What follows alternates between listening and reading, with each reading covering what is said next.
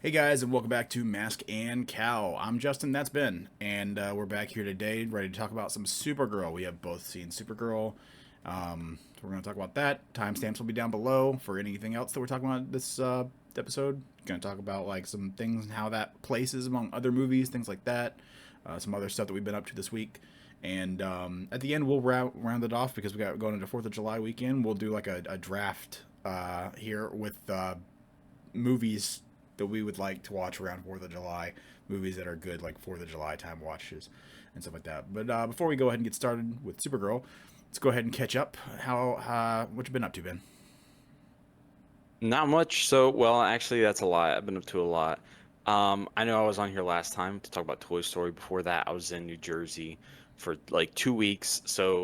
I'm finally like settling in basically because this past weekend I went to Dollywood actually. I don't know if I had told anybody that, but went to Dollywood.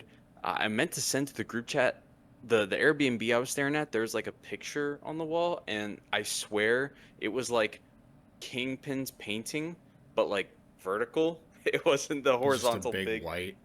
It's just a big white, like basically like bad textured white painting. And I'm like, Vanessa. No. So it was a fun time. But yeah, went to Dollywood. Um, I like to when I go to amusement parks and things like that, I like to kind of figure out my how I'm going to do it to make sure I hit everything because I want to get the most out of it, right? Mm-hmm. So I like to go to just kind of start at one side and work my way around, you know? So I started, just went immediately to the right and started at whatever the first ride was. I'm not a big roller coaster guy. First ride was called Lightning Rod. I'm like, all right. And then we're waiting in line, and the line took like 30, 40 minutes for me to get through. I was with my wife as well, but I'm looking at the climb on a roller coaster is the worst part for Mm-hmm. me. That's personally where I get most scared. I don't know if you do roller coasters, but uh, I hate that part, and it looked pretty hot. And I'm like, it's the first ride. I still have my courage, so we'll see. I did not know that was this apparently the scariest ride in the park, and it had like 160-foot drop, something like that. So yeah, I lost my voice on that ride when I got off because I was like screaming so much. And it's funny, like I get done screaming, we finally get to the end point, and I'm sitting next to my wife. I did the Jim Carrey Grinch, was like, "Whew, almost lost my cool there." Yeah. And yeah, so that was fun. Overall, it was pretty good. Nice, And then nice. I'm back. I saw Supergirl, and I'm back. What Gotcha. about you? I don't remember. I know I've mentioned this to you. I don't know if I've mentioned it on the pod, but yeah, we're working on putting in like a little above ground pool, like a little personal pool in our backyard. So I've been working for the past like 2 weeks on leveling this yard out. And I rented some tools today to try and help with it. It might have made it worse. I don't know. It's such a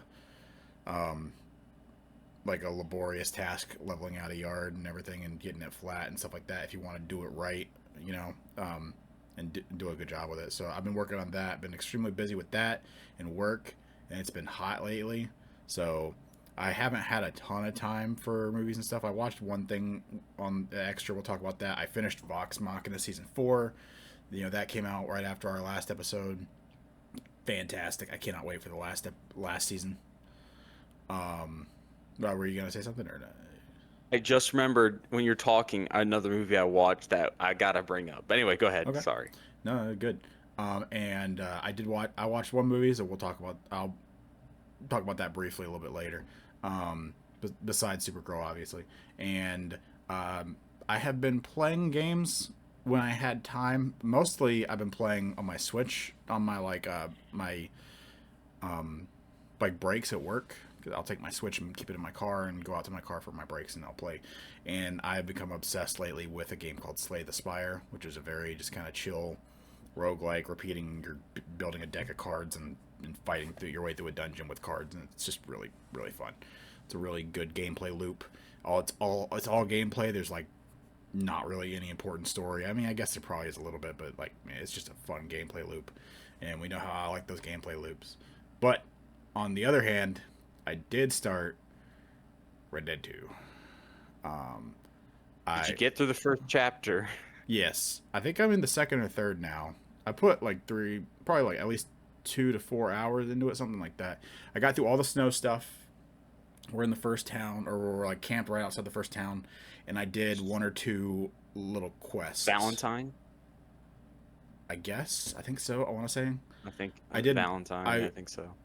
I spawned in, and or like you spawn in the town, and then you like wait, or like then it just kind of time jumps. It's been like I think a few weeks or maybe a couple months that you've been there, and everyone's going stir crazy at the camp, and so there's like three or four, I think, main quest markers. They're like yellow, so I assume that those are like important to do. Um, so I just went and grabbed one, and it was like these three girls want to go into town because they're getting stir crazy and they want to go in and try and steal some stuff or something. And then there's like an old guy with a wagon, and so you take the old guy with the wagon and the girls into town. And so I did that. And you fight with the bartender and stuff like that. And then I don't know how you like unless you're just supposed to just. I think I'm just walking back to camp or stealing a horse, and I'm trying to be a good guy. Honestly, I know that Arthur Morgan is not, at least at the beginning of this story. He's not like a great guy. Anyway, He's like, all right. he's like a rough around. I mean, he's an outlaw type of dude, but like he seems like he's still got some sort of like honor code a little bit about him. And I think from what I understand about the story, he's going to get a little bit better. Gameplay is fine. Yeah, I know for years I've said that the shooting is not great, and it's not. There's nothing special. There's nothing like super satisfying in my opinion about it. But there's nothing wrong with it. There's nothing like as I'm playing this, I'm like, there's nothing wrong with this gameplay. This gameplay is absolutely is fine to good. Fine. But that's not why you're there. You're there for the story. I understand that. Yeah. It pulls you in and everything like that. Which I do already like the characters, or whatever. You know, we got the John Marsden or whatever. We went and saved him, or whatever. And he's the guy from the first one. I know that. Yeah. So I'm interested to see where that goes. I should have played it yesterday, but I was busy with the yard, and then when I did have downtime to play, I ended up just booting up Slay the Spire because it's so easy to just do a few quick runs on that. It's just like it's all gameplay, no sort. Yeah. So it's just a fun little. It's a very satisfying gameplay loop. But if you sit down to play Red Dead, you're gonna be there for at least an hour. Yeah, like, you have to get commit in quickly and get out quickly. Well, that's the thing. I'm also like that with stuff like Slay the Spire, but it's like I can do that, but I can get in. Maybe not, if it's a good run, it'll take at least an hour. But you could spend 2 hours on one mission. Yeah. In Red Dead. One thing real quick before we move on, and we'll get into Supergirl, but I wanted to talk about with Red Dead or whatever, because I'm trying to actually stick with it. It's just if I fall off or whatever, it's not because the game is bad. It's just my attention span, or like we want to do something else, or maybe getting busy. I'm trying to actually stick with it this time because like I had a very good time this last time I was playing it. But there's certain things, because I mean this game's been out for a long time. Spoilers are like everyone knows certain key aspects or whatever. And for me, I feel like that really hurts that experience a little bit. You know, how much spoilers do you know? So I don't want to like actually say it on here just in case. But you'll know what I'm talking about. Like there's like certain twists as far as like maybe a certain character is actually like maybe they're not bad the whole time from when you know them or whatever, but maybe they turn bad later on or something.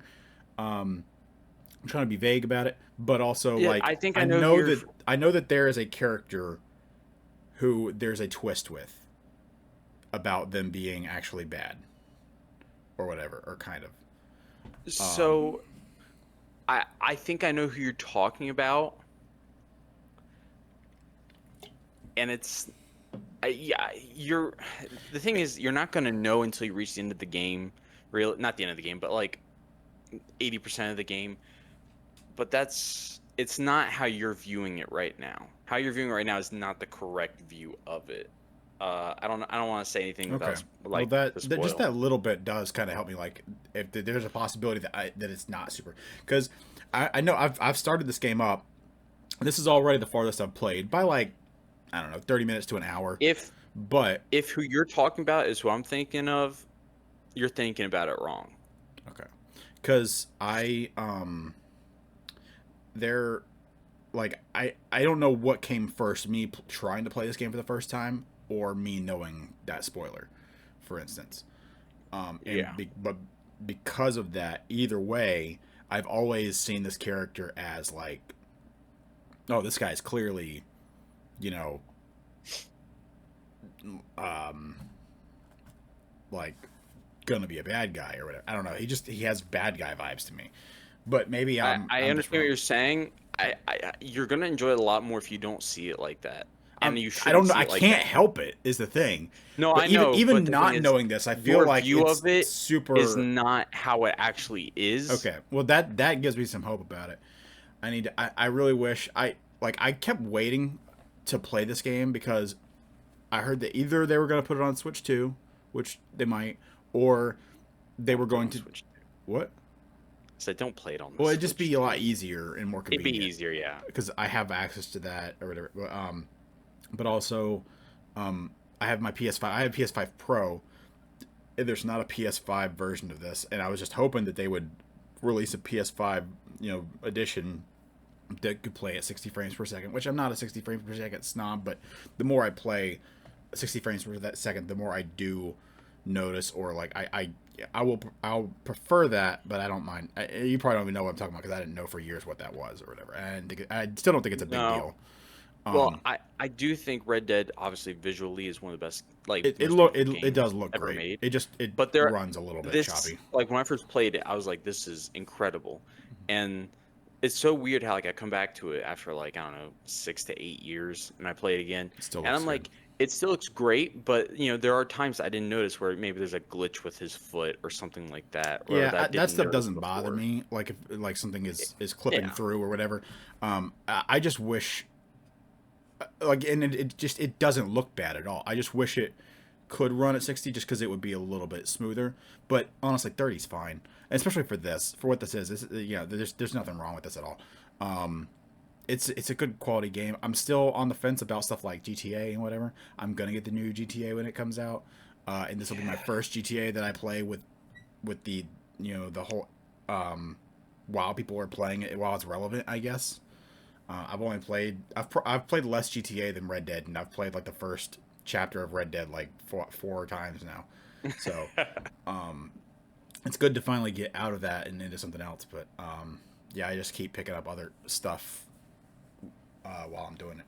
But yeah, so that's where I'm at with Red Dead. I just wanted to let you know I started it, and I don't know. I've said that like the thing is about it like I may have said before that I thought the gameplay was bad, and that's just wrong. The gameplay isn't bad. The gameplay is not like satisfying, I Special. guess, to me though.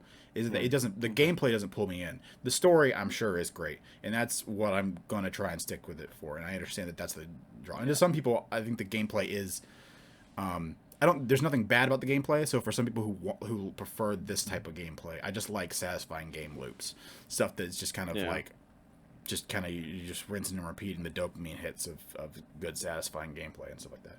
Anyway, that went way longer than I thought it would. Anything else you want to talk about before we get into Supergirl? Just on that topic, because you had brought it up with the PS5, what did you think of the announcement that in 2028 Eight, they're not yeah. going to be making physical discs anymore? I'm glad you brought this up because I actually thought about talking about this briefly, and um, and I forgot about it as we were talking here. But um, first of all, that sucks. I just out the gate, I don't like that. I'm on board with everyone saying that that's stupid. Um, I think that the majority of people, though, don't understand how little that will affect. There are definitely things that that's going to affect, but like everyone got upset with Switch or with Nintendo when started doing the game keycard thing with Switch 2. I don't know if you know what game keycards are, but basically a lot of games now and they will display it prominently on the front. There's a big white border on certain Switch 2 games, basically saying this is a game keycard. So it comes with a cartridge. You put that card. It's got like 1 MB of data or whatever on it. You plug that cartridge in like you would like any other game, and it connects to the internet, and it downloads a digital version of the game that is connected to that specific card. Like it's like a code in the card or whatever. So you could still resell the card, but you can't just pop it in and play it immediately. You have to pop it in and then you have to wait for it to download. And people were like, "That's crazy," but the thing is, you can resell that, which is the problem I think with the no discs at all or no anything at all. People were saying like, "This is crazy. Nintendo's doing this or whatever." I'm like, everyone else has been doing this for years. People do not understand the vast majority of games. You cannot go to the store and buy anything like even your like ball and gun gamers like your Maddens and your Call of Duties or whatever. You can't go to the store, buy a Call of Duty or a Madden or whatever, go home and live in the swamp or whatever where you don't have access to internet and put it in and it's not going to play the game. For the past like five to 10 years, that's just not been the thing for, I'd say 90% of games or more. Very few stuff has a raw version of the game on there. And if it is, it's very buggy or whatever. They have day one patches that come out. Most games still require you to connect to the internet to be able to even play them the first time, or they download the game from the shop. Like that's just been a long time thing. The problem with what they're doing now, I hope that they come up, if they're going to do this, I still hope they come up with something kind of like the game key card thing, where maybe they do discs that just do like the game key card thing or something like that. Because the only problem I have with this, that will drastically change it is the ability to like resell stuff. So like used games will not be a thing anymore if they do it like this. And everyone's like, oh man, poo poo on PlayStation. They're the first ones doing this, and I agree it's bad, and I don't like it. I'm not making excuses for them or whatever. But if you don't think everyone else is lining up to do this, with the exception honestly of maybe Nintendo, because Nintendo's like 10 years behind on the game keycard stuff. Xbox and PlayStation, you put your disc in, it's been doing this for the past 10 years on, like I said, like 90% of games or more. So I don't like this. But the actual main problem I have with this is the ability to resell your games and have used games and stuff like that. And I think that is something we definitely need to still exist. The other problems with it are problems also, like as far as like digital only games and stuff like that. But we've already been dealing with that problem for the past decade. So that's not as big of a deal as people have been. That's not like some drastic shift that people think it is. And like I said, with the game key cards, with the Switch 2 came out and everything like that, with that I decided, like, you know what, just for convenience sake and everything, I'm trying to do for the Switch 2, every Switch 2 game that I have so far, and I'm trying to do it with it, is just all digital. I'm just going all digital with the Switch 2 for the first time ever. I do it sometimes with my PS5, and more so lately than not, I'll just get digital out of convenience, and then if I really like a game, eventually maybe I'll see like a discounted used copy of it, and that way I can add it to the collection or something like that.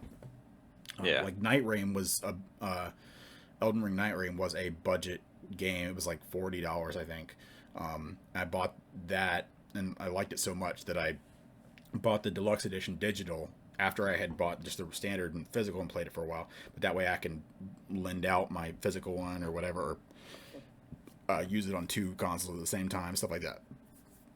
Excuse me. Yeah. Yeah. What are your? You have any thoughts on it? I mean, not really. I just, it's kind of like old man yells at cloud. It's gonna happen at some point. Like, it's going to happen. It's not really, the death of the DVDs to streaming. It's bound to happen. I get the practicality of wanting a disc. I do. But, ever since we started connecting to the internet, I think it's just been a matter of time. Yeah. And I mean, I really get, and I feel for the people who expect to be able to go and buy a game and then just, 20 years later, be able to pull that old dusty game out, put it in, and just play it. Most of your game for anything after, like anything PS4 and PS5, like I said, over 90% of the games you're not going to be able to do that with already. Or if you are, they're going to be really buggy versions of the games. The ones that you can do it are going to be like playable probably in most cases, but they're going to have a lot of unpolished like glitches and stuff like that get fixed in like day one patches. In the game that you're playing now, the version of it you're playing now, if you ever have to like sell your system or if anything happens to your data that already has that update downloaded or whatever, like if you sell your console and then buy another one to play that game later, as you know, 20 years down the line or whatever, you don't have access to that patch and that update and everything. Like all that's gone. If you ever have to make space or whatever. Yeah. So like 20 years later, if you do have one of those rare games that is on the disc or on the cartridge and you put it in and play it or whatever, it's not going to be the same experience you're having as you play it now. It's going to be a different version of the game. It's going to be it's going to be a non-patched version of the game. Which in some cases that might be fine. In other cases, you might notice. But again, it's been 20 years since you played it. So, all right, yeah, we're 20 minutes here on Red Dead and whatever. So, PS5. Yeah, I love my PS5 though. It's a great console. They're getting too expensive right now. There's so much going on with the gaming stuff. The Steam machine, I don't know if you know what that is. Just price got announced and it's crazy. The thing is less powerful than a base PS5, which I think you have. I have my original one here, and the cheapest model has half the storage of a PS5, and it is going for like around $1,100, I think. Jeez. If you want, and that's just for the box. If you want a controller, they have one that's got a controller and as much memory as the PS5. And I think it comes with 2 complimentary faceplates or whatever. That's like $1,500. So, jeez, it's ridiculous. Yeah, it's getting crazy right now. So anyway, we can move on from that. Let's finally get into Supergirl. All right, Supergirl. Here we go. Supergirl. You ready to give it a? So you saw Supergirl. I saw Supergirl. You ready to give it a score out of 10? Yeah. Okay. I think so. Okay. I've been very curious how this next minute is going to go. So we'll see. I think I know. Okay, let's go. All right. All right. Supergirl out of 10. Our scores. Here we go in 3, 2, 1. 6.5. 6 out of 10. Okay. Yeah. I'm fine with that score. I will say, we'll go into this a little bit more, but to be honest, which it doesn't surprise me you're lower, like not really, like 6 and 6.5 is pretty close. Same ballpark. But I do think for me personally, and like I said, we'll get into this. I think without the source material, I would be significantly higher on this. I think without the source material, I would put this at like a 7 or an 8. With the source material, I want to put it at like a 5 or a 6. So I think it kind of averages out to being at that 6.5. I've kind of gone back and forth the past few days after watching it. I've brought this up before, but like the IGN score, I think is who I usually reference with my 1 out of 10 score, or their words for it, whatever. And like a 6 is like it's either like okay or it's fine. 6.5 is like a little bit, it's like a positive fine. Like 7 is where you get good, but like a 6.5 isn't like bad. It's disappointing, but it's not like a terrible thing. So, so we'll do some non-spoilers first. Yeah, so non-spoilers. So anything that's in the trailer is free game, right? Yeah, I'd say anything in the trailer's free game. All right. The movie, like we said, it's okay. Mm-hmm. There's a lot of people saying the discourse I'm seeing is the hate is so overstated, and to be honest, I don't think I've seen both. I don't think I've seen anyone say it's horrendous. I would say 90% of the feedback I'm seeing on it before that, yeah, that are just saying it's like a 6 out of 10. It's like meh. Most like 90% of people I'm seeing, like people trash it. The people that are like trashing it are like people who are already gonna trash it because or like the Snyder Bros or whatever, who were just like But here's the thing: we're turning the Snyder Bros into boogeymen. Like I get Snyder Bros exist. I have never met a Snyder Bro, and I'm fine with like blaming stuff on Snyder Bros of people, but like I think a lot of the hatred of Supergirl was not it was there for Superman, but it was not to this level. And I think that is because it's a female superhero movie. That's a big part of it.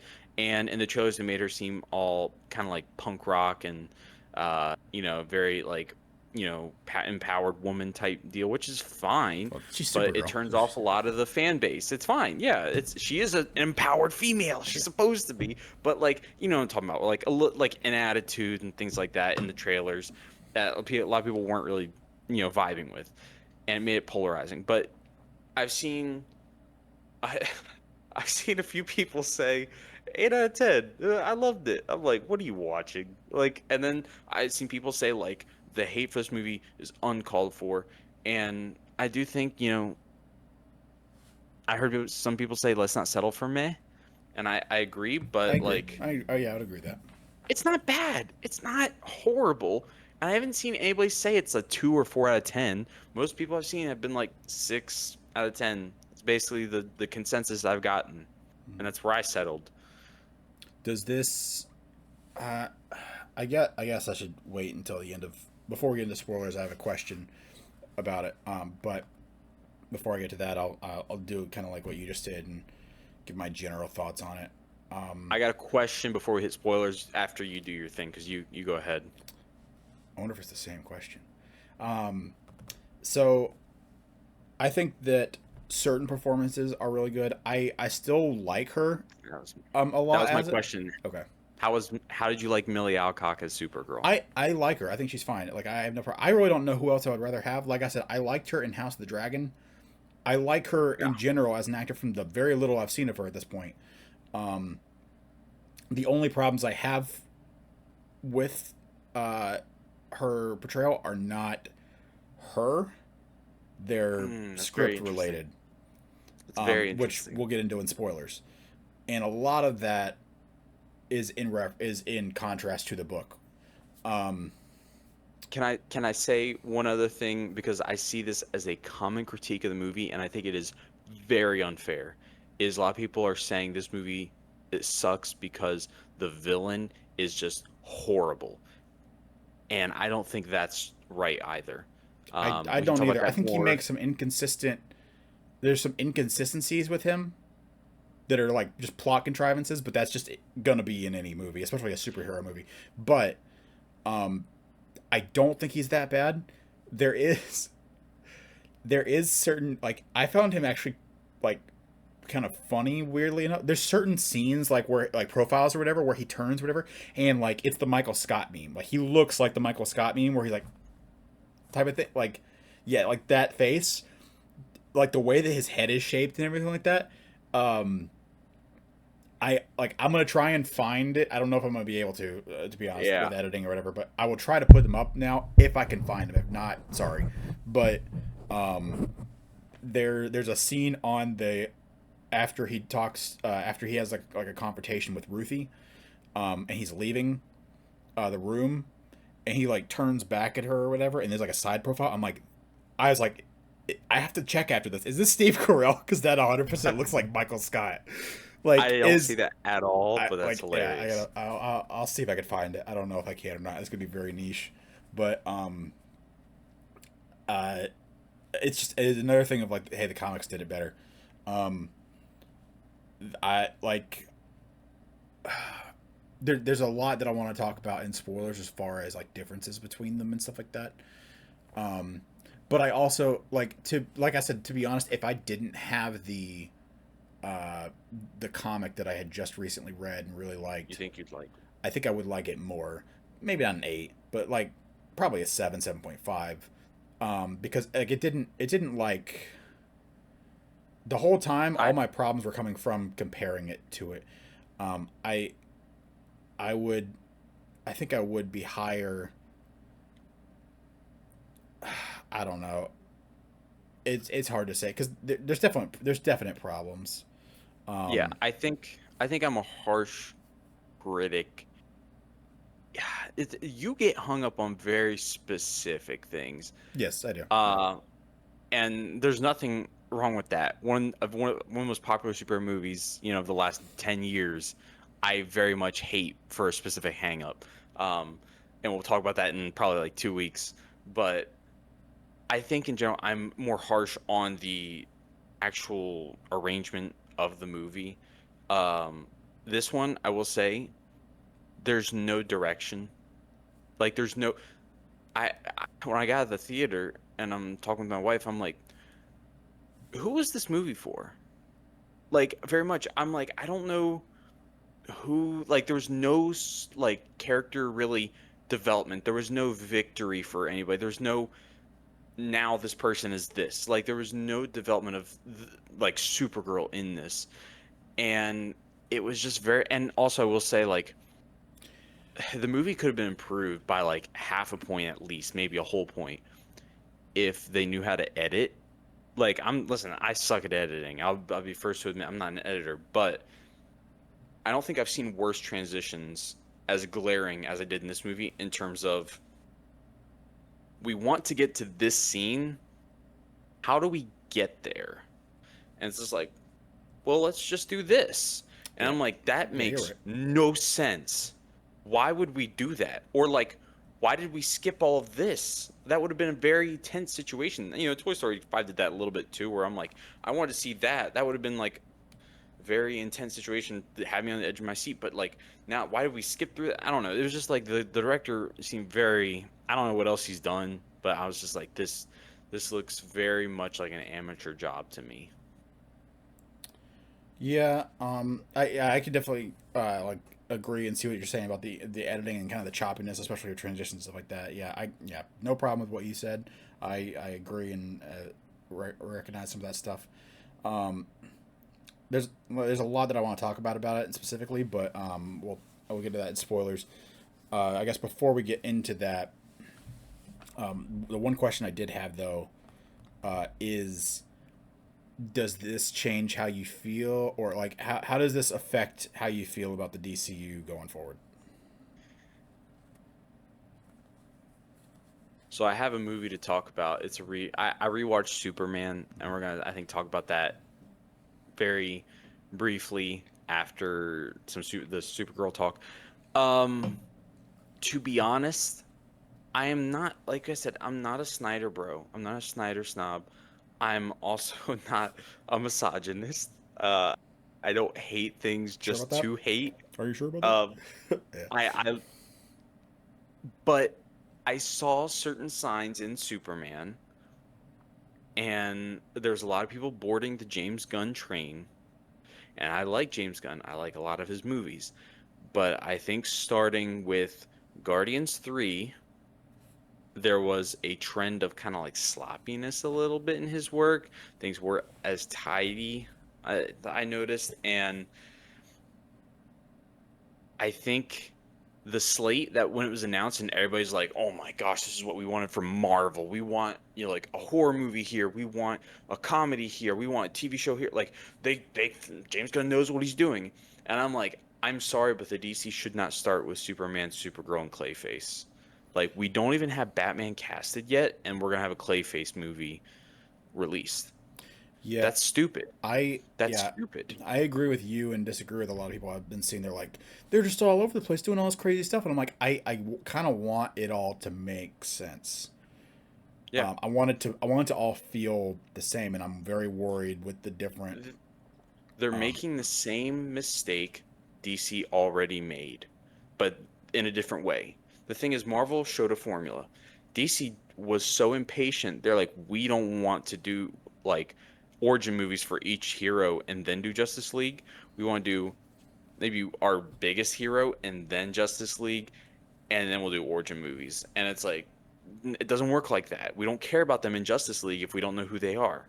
And so James Gunn comes in, he's like, yeah, come on, scrap that. Instead, we're gonna get them to care about these side characters and one of the main people before we do a Justice League. And I'm like, yeah, it's I the don't. You shot yourself in the foot it's twice. the same issue, kind of. That just reminds me of the Matt Reeves. I don't want to dwell on it, but the Matt Reeves thing with the Christopher Nolan thing. It's like, hey, let's. No one's ever done this before. Realistic Grounded Batman, Batman. grounded Batman. Yeah, it's crazy. And they're just like the Warner Brothers guys just like turn, they look, and they just see their walls just plastered with Dark I, Knight trilogy stuff, and they're like, Okay. It's a Yeah. good idea. Sure. Yeah. Good idea. Yeah. Yeah. Okay. I don't know if it's true or not, but I also saw a rumor that James Gunn is gonna just be having Robert Pattinson be the new Batman after Batman Part Two. I don't believe I that. They're don't. not Yeah. gonna. No, I I don't haven't think heard they're anything gonna about. merge it. I have heard But a few rumors this week about like the Batman casting is apparently getting close, or like they have the name or whatever, but they haven't released it yet. Stuff like that. yeah, There is a one actress who is been showing up on who is confirmed to be in Man of Tomorrow, but we don't know who. And she's been showing to Adrena like, Jorna. I think so. She's been showing to like kind of be bulking up and working out and stuff like that, and like Instagram and stuff like that, and getting prepared Yeah. for it. People are wondering if she's gonna be Wonder Woman, stuff like that. I agree with your sentiment about like the Clayface thing. Just to be honest, like I'll see it. I'm worried about it because like we've said before, I'm a scary like I'm a scaredy boy. You know, I'm not big on horror movies, and like I just I like I have to see it because I'm a superhero guy. But like this Yeah. is not what I. This is like to me. This is like a weird like counter step to something like Joker. Whereas Joker's a little bit like artsy, you know, ish or whatever, and it's taking a stab at something Yeah. that doesn't matter. Like this feels like if you have Joker, but like, but don't worry, it's still connected. But I'm like, Yeah. are you sure? Like if this Yeah. was a one off like its own thing, like based on the premise of the character, that would be completely different to me. But the fact that it's tied into the DCU is concerning to me. So I thought it might be artsy. The feedback I've been seeing from the screenings though, are people are like, yeah, it's a solid film. It's like a 7 or an 8, Hmm. and people are like, you can't make a Clayface movie and get a 7 out of 10. Like, I'm sorry, if you go make a Clayface movie, it needs to be like a 9 out of 10, at least an 8 out of 10. I we're going to talk about this a little bit later also with like comparing Supergirl to other movies or whatever.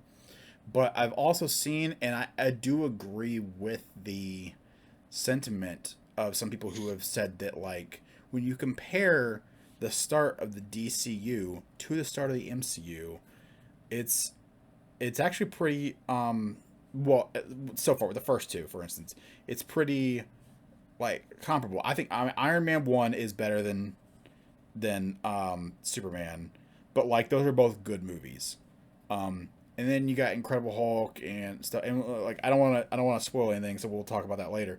But like the Phase One, I love Phase One. I think it's very important. I've heard people say that it's not important, but like Phase One is probably it's not the most mixed, but it's very mixed as far as there's some good I and some love bad Phase quality. 1. Um, but like you don't if I just But don't know. I another, also don't know if we have that climate anymore for superhero movies. I don't know if you can.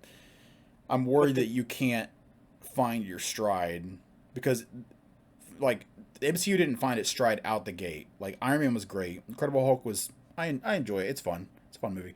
But like before Avengers in Phase One, you still have Iron Man Two, which in my opinion is possibly the worst movie in the MCU. And uh, I guess after that, I guess Thor one is kind of a misstep. It's okay, but it's like same so thing with like Hulk, whatever. But I I like at also that time everything didn't need to be a banger, and it was also like a new but the thing. but the thing is, it's all building to something. There's no reason for a Jimmy Olsen show, a Jimmy Olsen and Gorilla Grodd show. Other than the fact that There's James Gunn just likes side characters. Yeah, and there's also no point to a. Did you see the rumors of a Bane and Deathstroke movie? I think it was No, like a but they've been comedy. throwing that around for a while. I mean, stuff like That that. it's one that they apparently are bringing back up. But I heard somebody say this. I don't know if it's true, but I heard somebody say their theory about what James Gunn did is when he agreed to take over DC, he did not really have passion projects outside of, Superman, Creature Commandos, Peacemaker.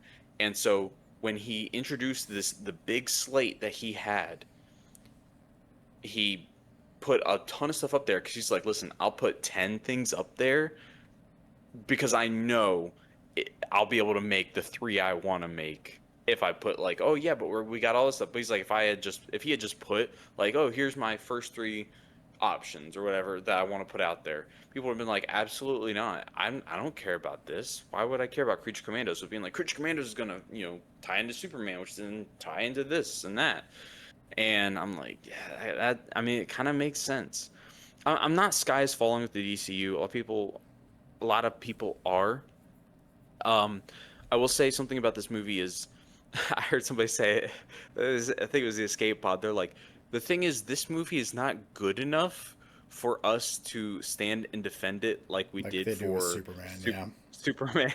And I'm like, yeah, I'm so, I will say, I'm so glad that people who, like, there's gonna be haters. Like I said, I haven't really seen anybody trashing this movie all the way down to like a 2 out of 10. But the people that I thought, the influencers, not that I thought would be like pumping it up, like, oh, it's a great time, it's an 8 out of 10. They're all like, yeah, it's not good. It's just like a 6 out of 10. Like, I'm very happy that they're not lying to us. Yeah. So Uh, yeah, and well, like also, I just want because you said it a few times now. I do want to say I have seen a lot of like I don't know. Maybe it's just because of the stuff that I'm crashing. on. Yes, trashing. Maybe But it's I've the seen feed you both. got. But I've Maybe it's the also feed I got. I agree.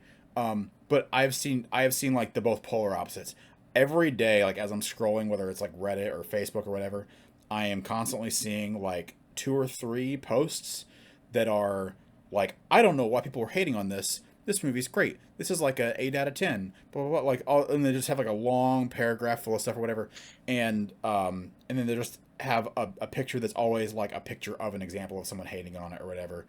Um, and then I'm also seeing as many, if not maybe one or two more. I don't know why. Maybe it's because I click on it to like look at the sometimes to look at the comments and see the hate and see people's reactions or stuff like that to stuff in general. But I do see a lot of Snyder stuff all the time. Really? It's like every DC. It's not even stuff I follow. It's like it's pushed to me because I guess my DC fandom.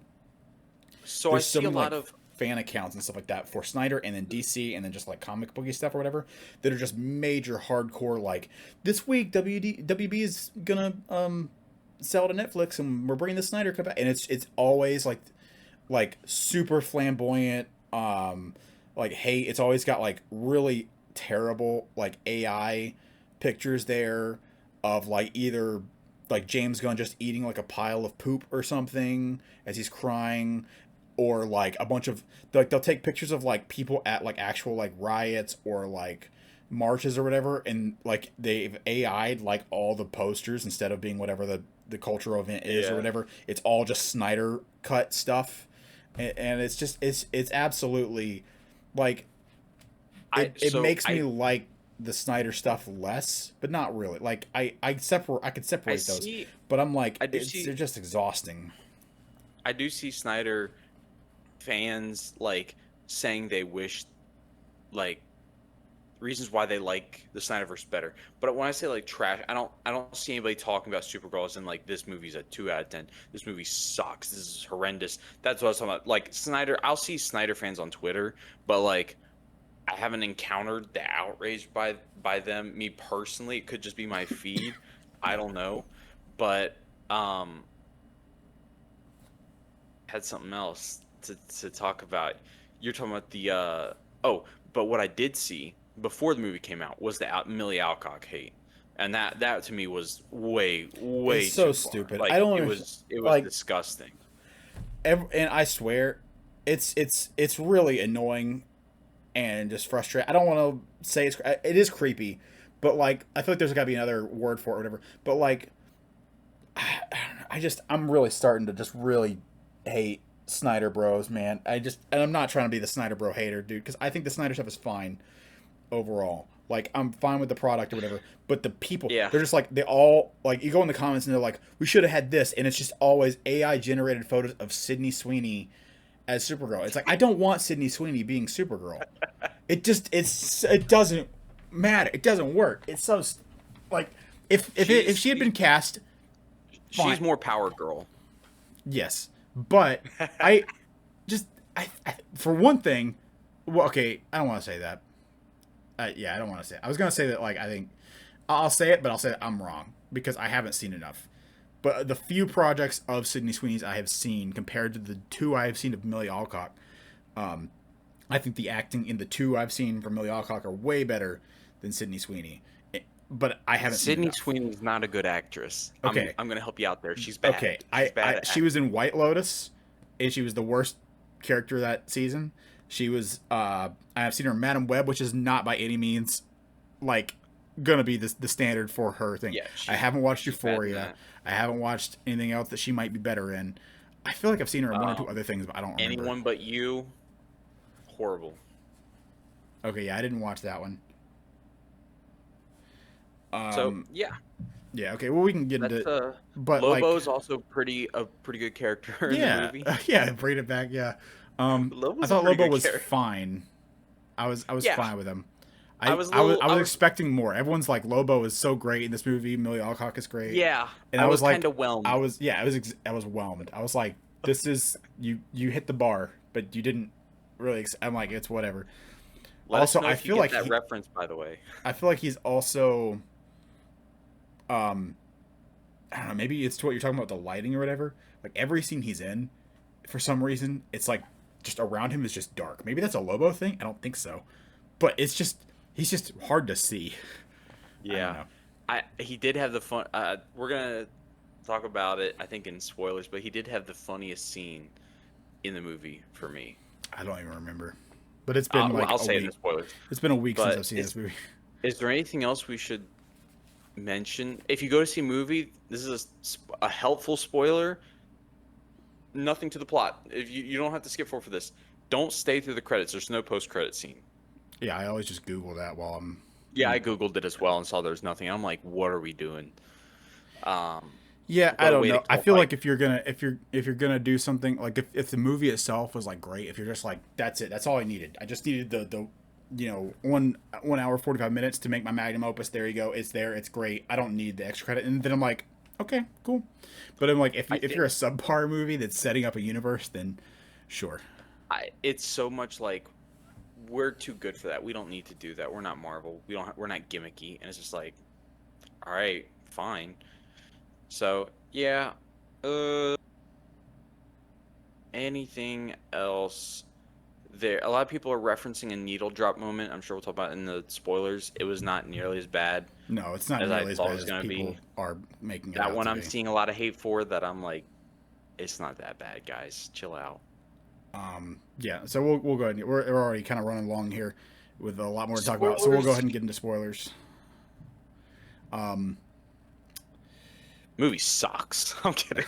No, I'm kidding. um, So a I want lot to of do it's a lot of for me is gonna deal with the comic, which so I'm gonna have to be referencing that.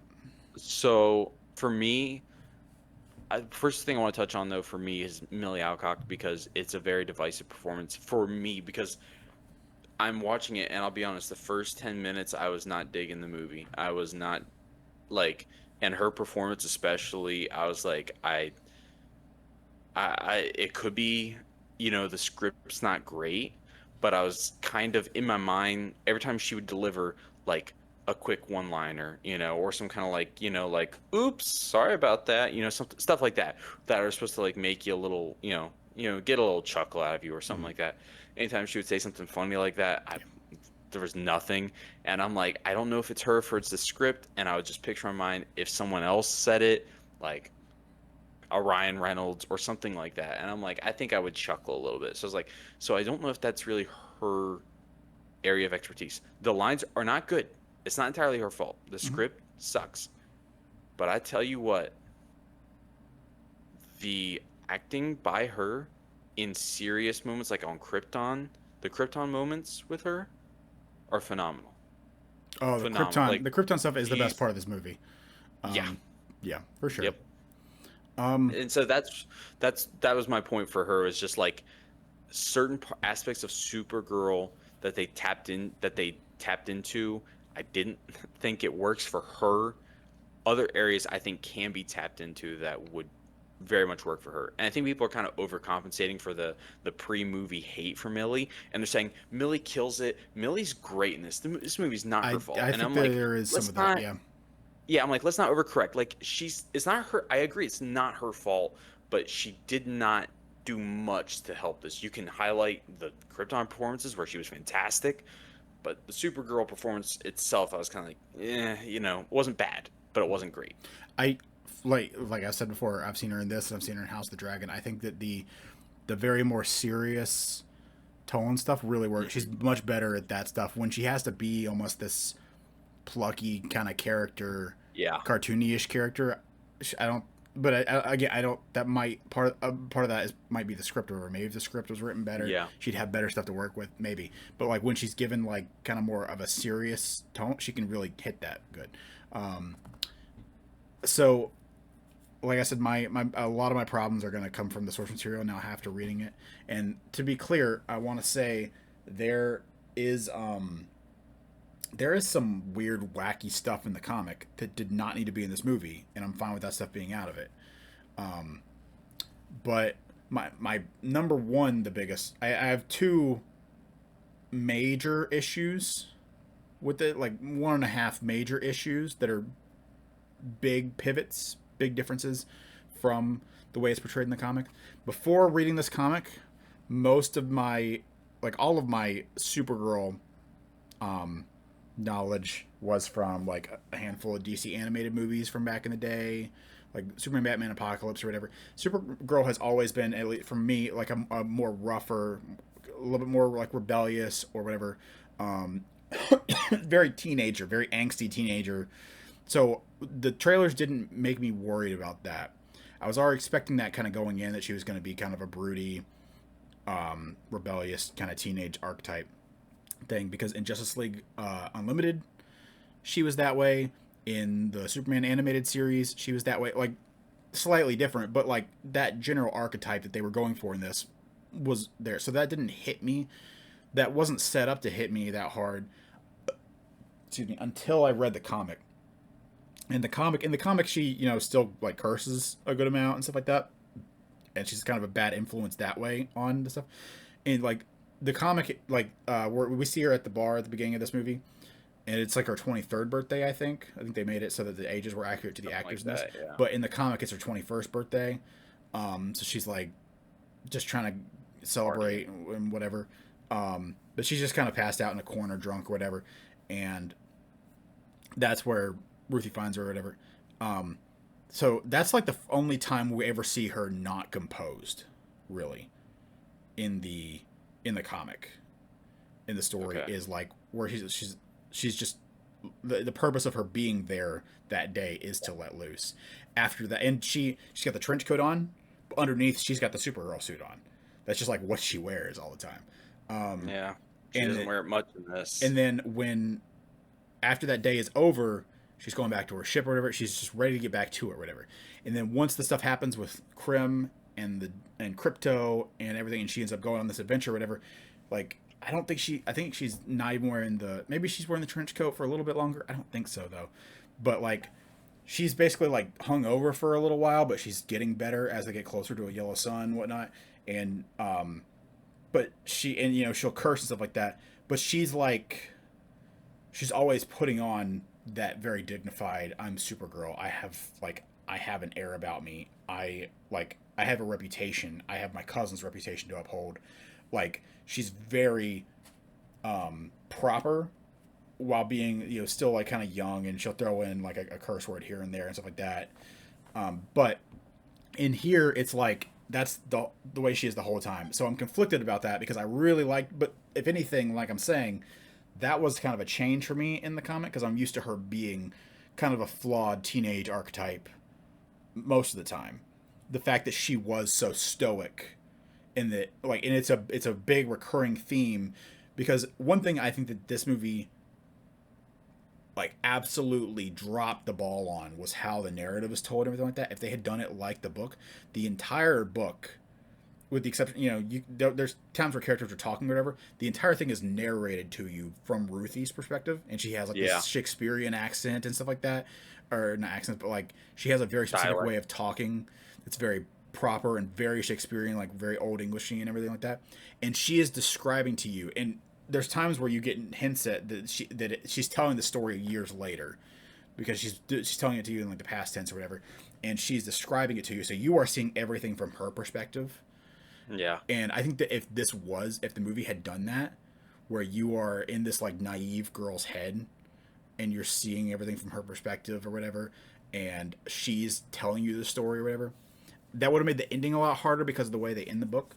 But I think the rest of the movie would have been just way better from that perspective. There's just so many things as you bring up, as you talk about this, that pops in my head, like the ending and things like that. Another thing, as you're talking about, like from Ruthie's perspective, it's Ruthie, right? I think so. Ruthie, something like that. But yeah, I just say Ruthie. So a big thing for me is, because the Krypton stuff was so strong, I think a movie told from Ruthie's perspective would have been really nice, as you said. But also, this is a movie where I think flashbacks hurt a movie.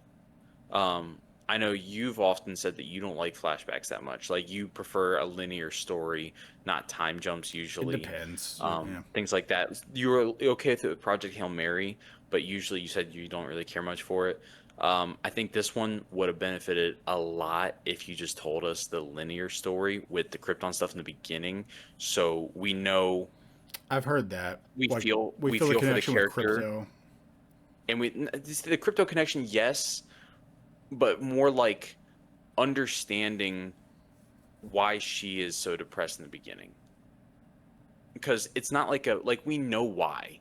We know why. Yeah, Like that's I don't Superman's mind already that. said. It's not like a big reveal like, "Oh my gosh, her people are dead." Like we know that her people are dead, but like if you show us that in the beginning, it allows us to kind of, and buy into this character more rather than the only reason to reveal it later is as a reveal like, wow, I never saw that pain that's inside of her. It's just like, no, we know that pain's inside of her. We see Superman dealing with it just fine. But the thing is, if you show early on that like, oh, but her pain is different than Superman's, it makes more sense. I think that that would have been fine in the comic. That it's still how they do it. They do it later, but like in the comic, she's with her. She doesn't understand why Supergirl is the way she is. Ruthie doesn't for a while, and then like 3/4 of the way through their adventure, she says that one day Supergirl did tell her. So it's at that point when Ruthie learns it that we learn it. You, Um, there's other ways to incorporate it where like she doesn't you don't have to see a flashback, but Ruthie says like what happened to your people or something like that, and then she can say like my people died, all of them, by a virus caused by us trying to leave, evacuating the planet we were already on. So like just you don't have to show a flashback, but her explaining it just gives Ruthie that insight, and we as the audience, we are seeing Ruthie realize what we've known all along. So um, I think it would have greatly yeah, helped the especially character of since they've Supergirl. already. I agree. I would have been fine with it. It doesn't. It's for me. It's completely negligible either way where they put the Krypton stuff. But because they've already changed so much, I would have been fine with that. If they had kept it all from Ruthie's perspective, then I would want to have learned it when Ruthie learned it, basically. I Um, don't think so.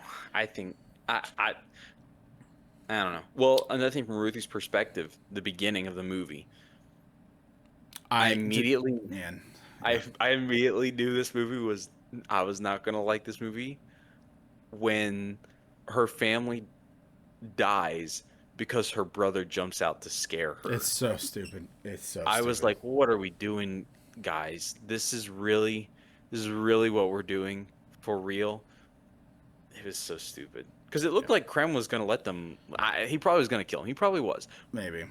So But it kind of you've gave probably me heard let him do it. this based off some other stuff, but in the comic, so basically Krim is not one of the brigands in the comic. Yeah, The brigands are space pirates who go around basically genociding planets and stuff like that, yeah, and just they basically like say like what can you give us pillaging. or what deal can you make? If you can make a deal with us or whatever, we'll let some of you live. Otherwise, we're just gonna kill you and have our fun. Krim is like a kind of a spy, but like an interior spy for the kingdom that they live in or whatever, where he goes around and questions people or like tries to see if people are really loyal to the king.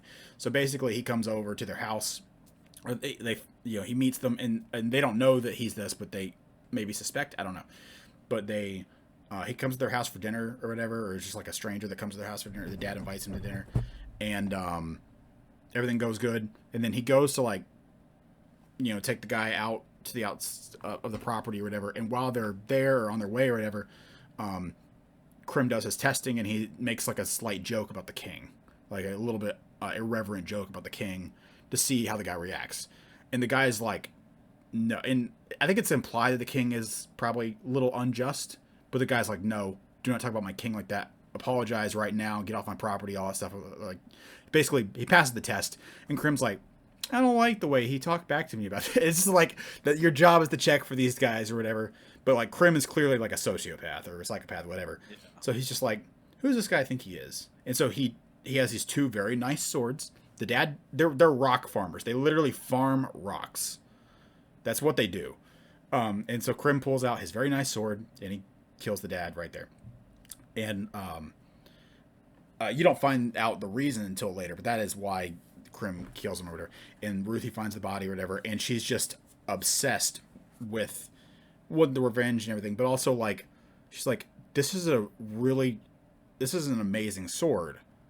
What kind of disrespect does he have for my father that he would just leave him stuck here like a stuck pig and just leave this very expensive, very nice, like, this sword is probably worth more than my entire family's like farm or whatever. Yeah.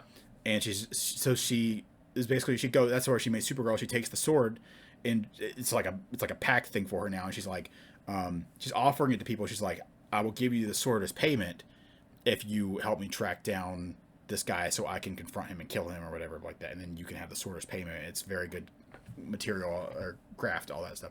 So that's the thing with Krim, which I think is a lot better. And then like the stuff plays out similar to how it does in the movie or whatever. But then the stuff with Crypto happens or whatever, and they take off. Well, he steals her ship and flies away to the next thing. They have to get on a bus, and that, or like an intergalactic train bus thing or whatever. There's some hijinks with that and all that fun stuff. But when they finally kind of start catching up to him, they're always like one or two places behind. They get to the first one or two planets that he was on, and they're like, oh yeah, like, we're devastated, by the way, like half of our population is gone. But like the brigands showed up, and we had locked up Krim in our jail, but Krim made a deal with us that he would give the brigands a deal, or he would like delegate for us or whatever if we let him go. So we let him go. He delegated. They killed people that we didn't care about, so we were fine with it because it's like a racist. There's like blue people and purple people, and so they killed all the purple people, and all the blue people were left alive. So it's like a really messed up thing. It's like, but Krim liked them so much, and he fit in so well with them that he's like, "Can I join?" And they're like, "Yeah, come on, buddy." So they just start planet hopping and just genociding planets for fun. And Supergirl and him and Ruthie are always one step behind. But as they are going, the heart of the story is as they're going to each of these planets. And I knew they weren't going to do this in the movie because it's just too much to do. But that's the real heart of the story, is every time you go to these planets, Ruthie is like just kind of observing and like learning more about Supergirl and the type of person she is. Because at first she seems like she's just kind of a bratty-ish teenager or whatever type of deal. She doesn't know why she does the things she does or whatever. But every step of the way, she's constantly like, if there's nothing else, Supergirl's kind.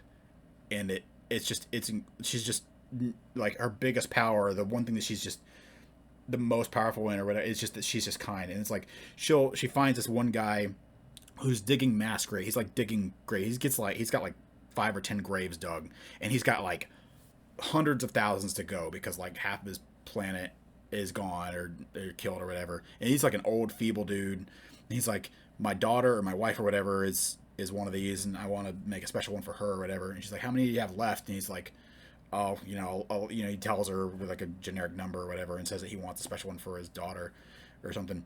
And she's like, can I help a little bit? Just let me help for a minute. And he's like, I shouldn't, it's bad on me. I'm able to do this. I should do it or whatever, but my back is killing me.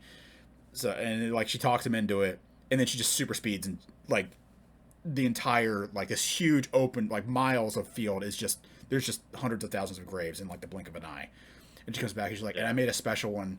When you're ready, I'll take you to it, and we can, put your daughter, whatever it is, there. And it's just that, but it's like, it's examples like that, just like dominoed as you get more and more of this like who Supergirl is, and she's just constantly And this.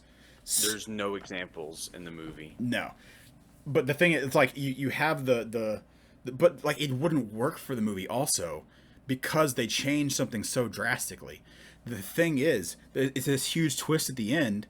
You get to it, and you find out for one thing he doesn't have like just the antidote hanging on a MacGuffin pouch in the book. Like the antidote supposedly is something that only Krim and people like him who use that poison like no. So like she has to question him about it, right? She can't just take it from him. She has to like, and that's why when they do finally catch up with him, she has to like the brigands are coming out because now he's part of the brigands. So the brigands are coming to save him, and so Supergirl has to go up and fight this pirate ship, the space pirate ship full of brigands, while she leaves Ruthie on this beach planet to guard him while he's tied up to a tree or whatever. But she also leaves Super Horse is in this comic. He's like a pretty important character. Who? Super Horse. She has a horse that is like Crypto, but a horse. This is weird. Yeah, but that's what I'm saying. The comic has like weird stuff that I think would not have translated well or like worked for general audiences. The planet with the green kryptonite sun, I thought that was fine. It's a big change from the comic. In the thing, they have these Mobius balls or whatever that like basically if you do a ton of atrocities, you can generate enough like bad magic or whatever if you know how to do it to create one of these Mobius ball things that Krim has. You can only have one at a time. So he has one when they first catch him and he throws it and it's magic so it affects her and it basically sucks her in and teleports her to a almost like a phantom zone. It's a planet that was specifically made to kill Superman. Yeah. And it's like got a kryptonite sun or a green sun. And it's got like a bunch of monsters on it and dinosaurs and stuff like that. And she's telling Ruthie like, yeah, Superman was sent here once, but luckily, and you know, he said it was the hardest thing he's ever gone through, but luckily the Justice League came and saved him or whatever before he died and all that. And so she's like, how long was he here? And she's like 45 minutes. And then she has to last for like 9 hours before the sun goes down to like let her regain some of her strength to be able to fly away. Yeah. But so like the magic stuff, the Mobius, all that stuff, it would have been too much for a movie like that. So I understand changing that stuff. And I think that, you know, they're making it a planet that has both suns. So, you know, it's like they're like, they know Supergirl's after them. They're going to counter it with that. That works. That works for me. I'm fine with that. But the problem, like, I don't know. I'm conflicted on the character part because I think that her whole arc and everything and like the way that she acts through most of the movie here is in line with what I'm used to before Woman of Tomorrow. I just don't know why you're adapting Woman of Tomorrow if you're not gonna do Woman of Tomorrow. The character, like if you're gonna miss so much stuff. It's like it's like someone explained, hey, this is a book about like a girl whose father got killed, and so she goes on a space adventure with Supergirl to avenge her father, and she has a sword. It's like if you told, and that person's like, okay, cool, bet, I'll write that book or I'll write that movie. I think your critique of adapting a source material but not adapting source material is a very common one I see.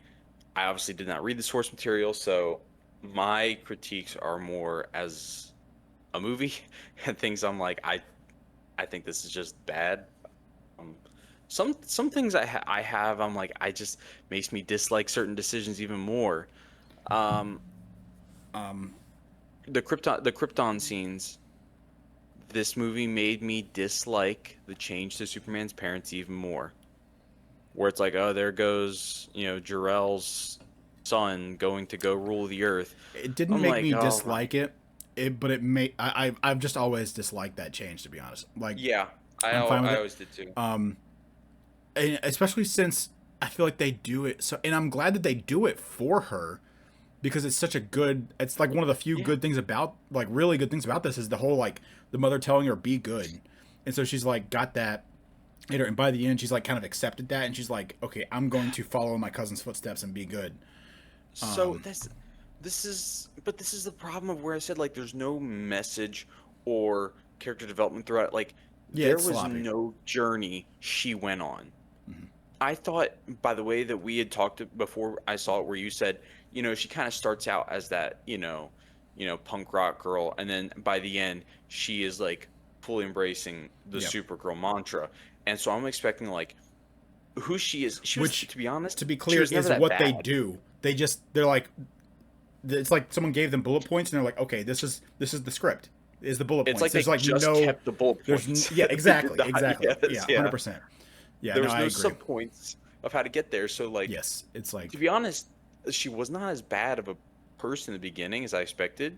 Like I was expecting her to be like a total jerk, just like, I don't care, in the beginning. But in the beginning, she's just like indifferent, basically. And then by the end, she's like, I think I'm gonna be a superhero now.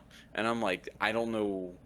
I didn't see any sort of conflict or journey to arrive at that, or like some great change of heart. But I think it was a great missed opportunity because I walked out of it and I said to my wife, she completely agreed. We had very similar thoughts on it, but I said, like, it's such a shame because, like, what I saw, there's a good movie in oh, there. yeah, this could have been, There's a even good even movie in with there. even with the ideas that they changed, most of them. Yeah. There's a few that I have problems with, and I'll talk about those in a second. But even with the stuff they changed or whatever, if you can do that, there's ways to do that right, and they didn't Yeah. do it. Um, uh, Another thing, um, two other quick things about the book I have one big problem, but the Krypton stuff you mentioned it and brought it back up for me. We when we get the Krypton scenes, you see a little bit of it in here, but in the book, they really stress the fact that like Supergirl was already had already been through so much and was already basically kind of cemented at like as the type of she already had like a crazy amount of character development before she left Krypton. Like she went through so much. Like basically, she had already watched her planet die like 2 times at this point by the time she left Krypton.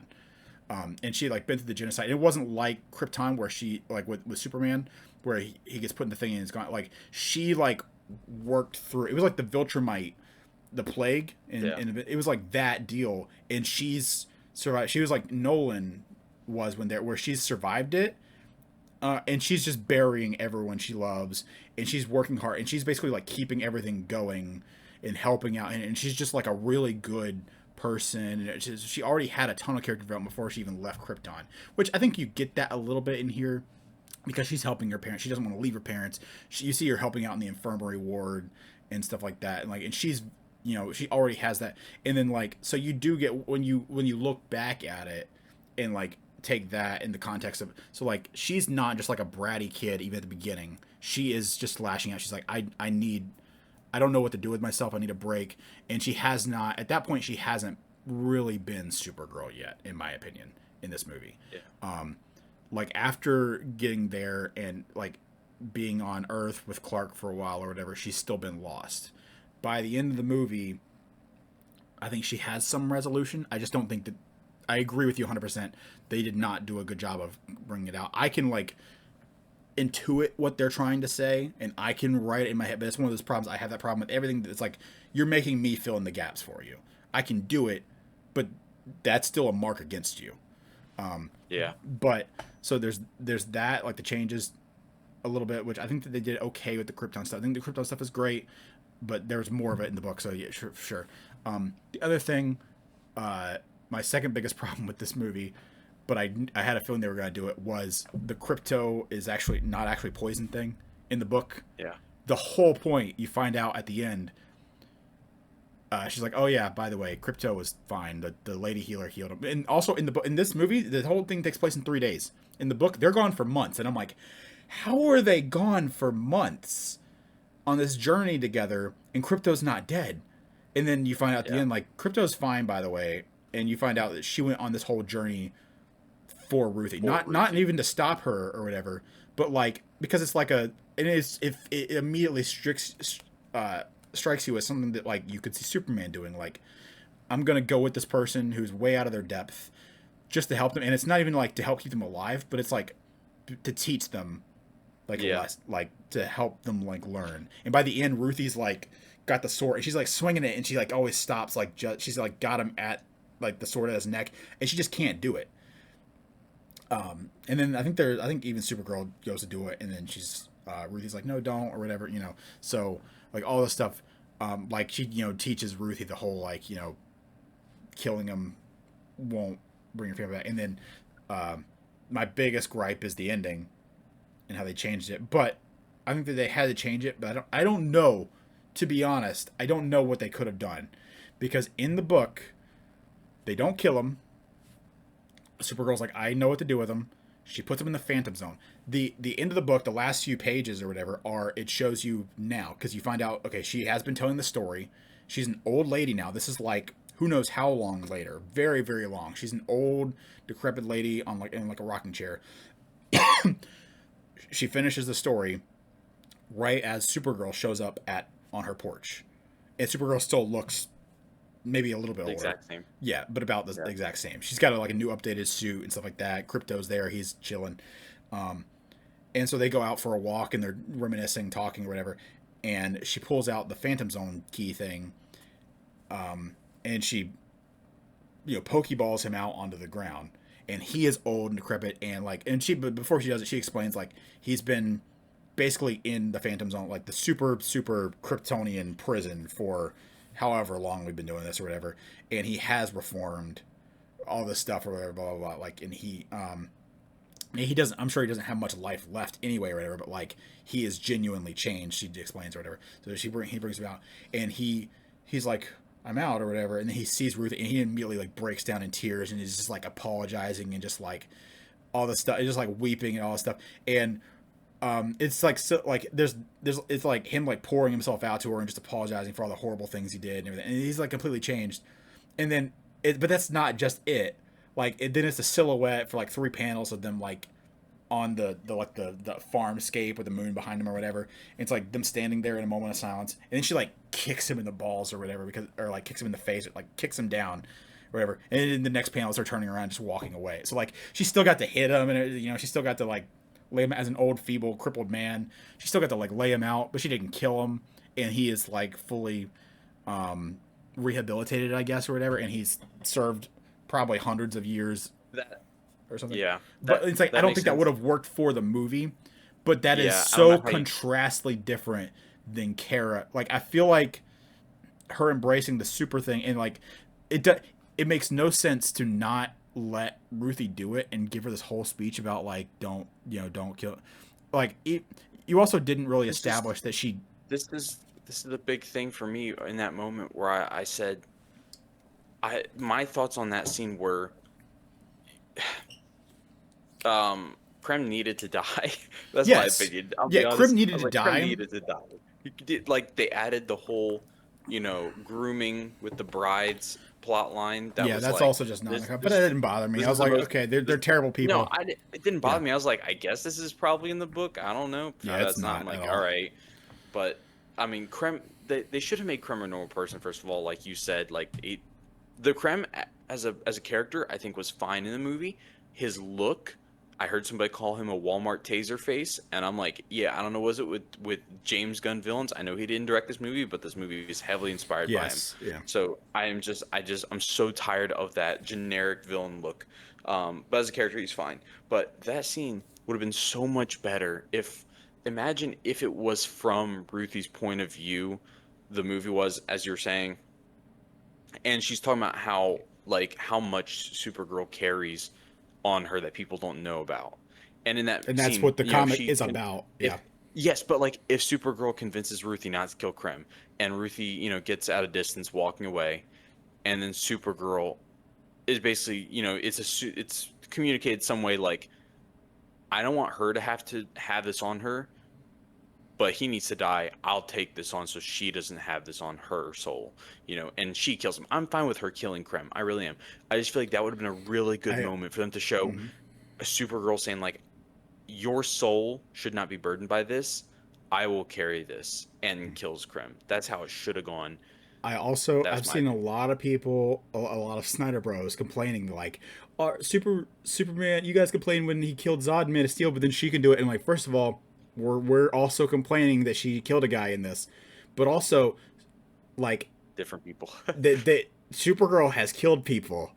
Like Supergirl is a lot more like in like the apocalypse stuff, like when Supergirl gets turned bad and stuff like that, like Supergirl has gotten her hands dirty. She's more likely to get her hands dirty. That's usually like a kind of a thing with her where like Clark is trying to pull her back and teach her like, no, you can't just solve your problems this way. Like she is a character who has done things like that and is trying to become more like Clark. She's a little bit more hot in the trigger. So I'm not like there. You can justify, or I can buy that a little bit. I still have a problem. I definitely have a problem with how they did it and everything like that. But like to me, that's not the cardinal sin that it is. And I mean, like at the same time, I don't know what like I understand what they're going for in Man of Steel. Like in Man of Steel, I'll say it. The Man of Steel like killing Zod moment is done way better than this. I still have a problem with that. Listen, but it's a justified reason for doing it. Kind of a side bubble right here. I gotta say this real quick.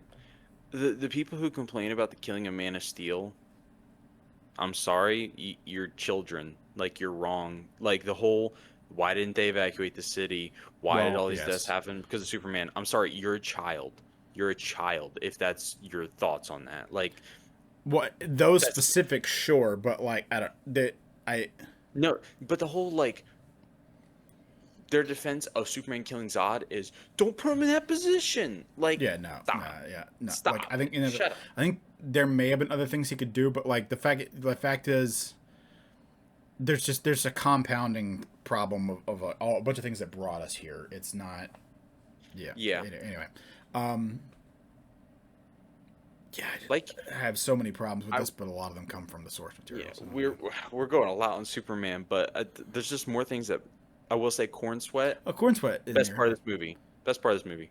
Yeah, I like him. I like him a lot in it. I don't know if he's better than the Krypton stuff or whatever. But, he is better in this movie than his movie. No. Yeah. I think he's on par. He's the same person. No, he's not. Which I thought about this as I was watching. I'm like, he is the best part. He's why I like the Superman movie so much. Like, there's big issues I have with Superman 2025, but none of them are him. I love him as this character. He is so. I'm going to talk about it. I'm going to talk about it a little bit, but yeah, in this movie he's great. Very smiley Superman. Very golly gee, and. He's great in this movie, like fantastic. Also, something I noticed in the Superman movie, his curl, you know how like Superman has the curl, right, on his hair or whatever. For some reason in the Superman movie, they made his hair straight, but this curl is like an actual like curled curl. I don't know how to explain it. It's a curled curl. Superman's is not supposed to be that. It's just supposed to be like a piece of his hair that's falls down and kind of curls. It's not like an actual curl there. And in this one. His hair, it does. One of them droops down, does a little curl, and it's done perfect. I'm like, why did we do the forced curl in the Superman movie? It was so weird. Anyways, that's very nitpicky. But anyway, he was as a character, he was fantastic in this movie. Best part, such a breath of fresh air every time he's on screen. I was just like, this feels good. This feels good when he was back on screen. So, Lobo, funniest scene in the movie was when Lobo first shows up. And also, this is what gives me hope for Millie Alcock as Supergirl, because none of her comedy was hitting for me until she was like playing the blonde ditz, like, oh, we're just here getting drunk for my birthday, all that stuff, whatever. And then Lobo's just like, ugh, it walks out, and you think it's over. He's like, "Happy birthday!" It like walks out. I did laugh at "Happy Birthday." I'll be honest. So. Yeah, I think that's pretty much. There's probably more things to go into, but we're running long here. We got some other stuff to talk about. Yeah, it's really long on this. I know we had movies that we wanted to ask, are they better than Supergirl? Just for people to get a gauge. Yeah, what tier it is. But I also feel like we're gonna fight about this a little bit. I don't want to dwell on any of them, but we're gonna have differences of opinion. Do you have any, or do you want me to go first? You can go first. I have one, but I'm saving it till the end but it's relevant. Everybody is bringing up MCU Phase 1. Mm-hmm. And from what I've seen, the consensus is, the top three are Avengers, Iron Man, Cap. for Phase 1. Cap 1, yeah. That's the consensus that I see most of the time, and most people are putting Supergirl right there under that. So with that being said, just asking you, would you put Supergirl over the Incredible Hulk? I think I like it better. I think the Incredible Hulk is a slightly better movie. I think Yeah, I like Incredible Hulk better. If I had to pick one to watch like on a whim, I would probably pick Supergirl. But also depending on how many times, like I've seen Incredible Hulk several times at this point, and I've only seen Supergirl once, so I would rather watch the one that I've seen less. And also, I like the character of Supergirl significantly more than Hulk. So that, but like to me, they're pretty comparable, to be honest. I think the quality of the movie of Incredible Hulk is better though, slightly. I think Incredible Hulk is one of the most criminally underrated superhero movies. People talk about it as if they've seen it, and at least that they remember it. They talk about it as if they remember it, and they say, especially Escape Pod, Alex is always like, this is the worst or second worst Marvel movie, and I'm like, I'm sorry, you just don't remember it, dude. Like, that's not true. It's not that bad. I personally would take Incredible Hulk over it. Iron Man 2 versus Supergirl. Yeah, I'd take Supergirl over Iron Man 2 all day, every day. You might not because you like Iron Man 2 for some reason, but Iron Man 2 is the worst of the Iron Man. I think it's the worst movie in the MCU, to be honest. I don't think so, because I think I have more coming up that are worse, but it's more like a guilty pleasure movie, like Iron Man 2. Like to me, there's nothing redeemable except for Scarlett Johansson. But outside of that, there's nothing redeemable about that movie to me. It's not a bad movie. I think it is. I would personally still take it over I don't know if I'll ever rewatch Supergirl. I'll be honest. When I watched that movie, I was like, I'll probably never watch this again. Yeah, I will. But yeah. I understand. Thor: The Dark World versus Supergirl. Now I like the Dark World. You do like the Dark World. I'm a Dark World defender. That's crazy. To me, they're about the same. I might like the Dark World a little bit. No, I like the Dark World a little bit more. Yeah. Because I like Loki a lot. I love and like that's why that movie is good, is the relationship between Thor and Loki. The third act of that movie is just so bad, though. I don't even remember the third act, so you're probably right. It's when he's throwing those spikes to triangulate whatever Malekith's in. Anyway, I don't know. Sorry. But like there's nothing in Supergirl that's as good as the Thor and Loki relationship in that movie. Yeah, I agree. I think I would do that as well. All right, now this is where we separate the men from the boys. Are you just looking at the worst MCU movies? Is that what you're doing? Because I don't think I think Supergirl would be kind of middle of the road in the MCU, to be honest. I don't think it'd be in the bottom. I don't think so. Supergirl versus Captain Marvel. Supergirl. I definitely take Supergirl. I think I might take Captain Marvel. That's crazy. I think Captain Marvel is basically the same rating. I think the Marvels is like on par with Supergirl. That's my next one. Supergirl versus the Marvels. I think those are like neck and neck, like the same quality. I think I can actually laugh from the Marvels though, so I think I'm gonna go with the Marvels. I also think the dialogue is probably a little bit worse in the Marvels, to be honest. That's probably true. I remember the Marvels being really bad dialogue wise, but it's a little bit more fun, I guess. So for me, they're about the same. All right, Supergirl versus one of the worst, Wonder Woman 1984. Supergirl, all day. Supergirl. Listen, I'm with you there. That was one of the worst. I gotta throw some of these in here because you're going on and you're just they're all bad. They're all bad. So far, Supergirl's barely been hanging on versus a lot of these. So, to not, well, okay, yeah, I don't know, yeah. Supergirl versus Wonder Woman, the first one.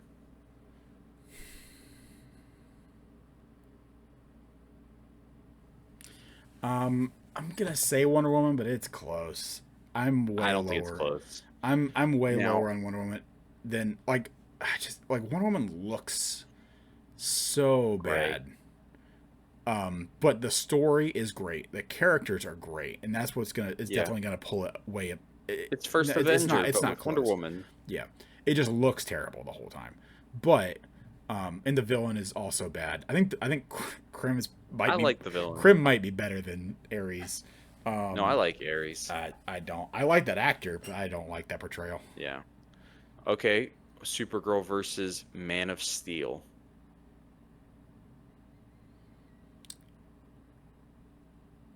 To me, they're like they both like. I think man. I think they're tied. Honestly, like there's certain things I love about Man of Steel as far as like the score in Man of Steel is top Can't tier. top it. Is top So tier, but I and certain like when certain scenes and like feelings you get in Man of Steel are really good, and then others are just absolute terrible. I give Man of Steel like a 6.5 maybe, which is the same as Supergirl. So I heard some people talking today about like movies where the trailer is better than the movie, like and Man of Steel because it has that Hans Zimmer score in it. I think it has one of the best trailers. Like, and it's so much better than the actual movie. But yeah, Man of Steel. I remember walking out of the theater being like, "Wow, that was like pretty decent." And I've tried to watch it like a couple years ago, and I'm like, "Holy crap, this thing is a load of crap." So that's very interesting. You have same tier. So Supergirl versus Batman versus Superman. um, for this, I'll go Batman versus Superman because I like All Batman right, versus Superman. let's just take a note. I named four movies from the DCEU, and of those, you had two better than Supergirl, one the same tier, and one worse. And that Supergirl's only the second movie into the James Gunn DCU. Yes, but the Incredible Hulk was the second movie into the MCU, and I did say that. I said that Incredible Hulk is a It's little bit also, better but this is, movie, but let's be honest, people are doing this comparison. It's not a one to one comparison but it because should be. it shouldn't be. I think it should be. It shouldn't be. Because guess what? Hulk was a foundational member of the Avengers. Supergirl's not a foundational member of the Justice League. This was, you don't make this movie in the first tier of movies unless you know it's going to be a banger. And it was not a Um, banger. you have a good point. That's a good point. I'll give you that. Um, yeah, Also, the landscape of superhero movies has changed drastically. Back then, they were a joke. Now they're the box office draw. but they're kind of back down to like the superhero fatigue is real. So like Ah, we're if anything, it's harder. In my opinion, it's hard. Like if Supergirl came out in what is it 2008 2009 whenever Incredible Hulk came out, what's the highest grossing movie this year you think will be? that I think will be this whole year. Oh, Not counting animated. not counting animated. Michael probably. Oh no, in the whole year it's going to be Doomsday. All right. I mean, superhero fatigue, I don't think it's. That's not. That doesn't count. Come on. It's Come on. it's literally an Avengers movie directed by the Russo brothers. Nah. This is it's Not real. Superhero fatigue. if it I think no. it's real to a point where you can't just make one and expect people to show up. But if you make a good one, people will show up. Um, I wanted to ask. I forget which one I was Any going other to movies you want Um, versus Supergirl? one thing that can because I was thinking about like what have I rated stuff this year or whatever. But I in general with product, one thing I wanted to bring up, and you're gonna hate this. I don't want to dwell on it very long. You're gonna disagree. I know we're gonna disagree on it or whatever. Um, Let me prepare myself. but I don't want to take too long on it or whatever. But like the first one that came to mind for me when I was thinking of like, okay, where is this range? And I had to go back and make sure that I rated this thing lower because I did. So I'm confident in saying Supergirl versus One Last Kill. Supergirl is markedly better.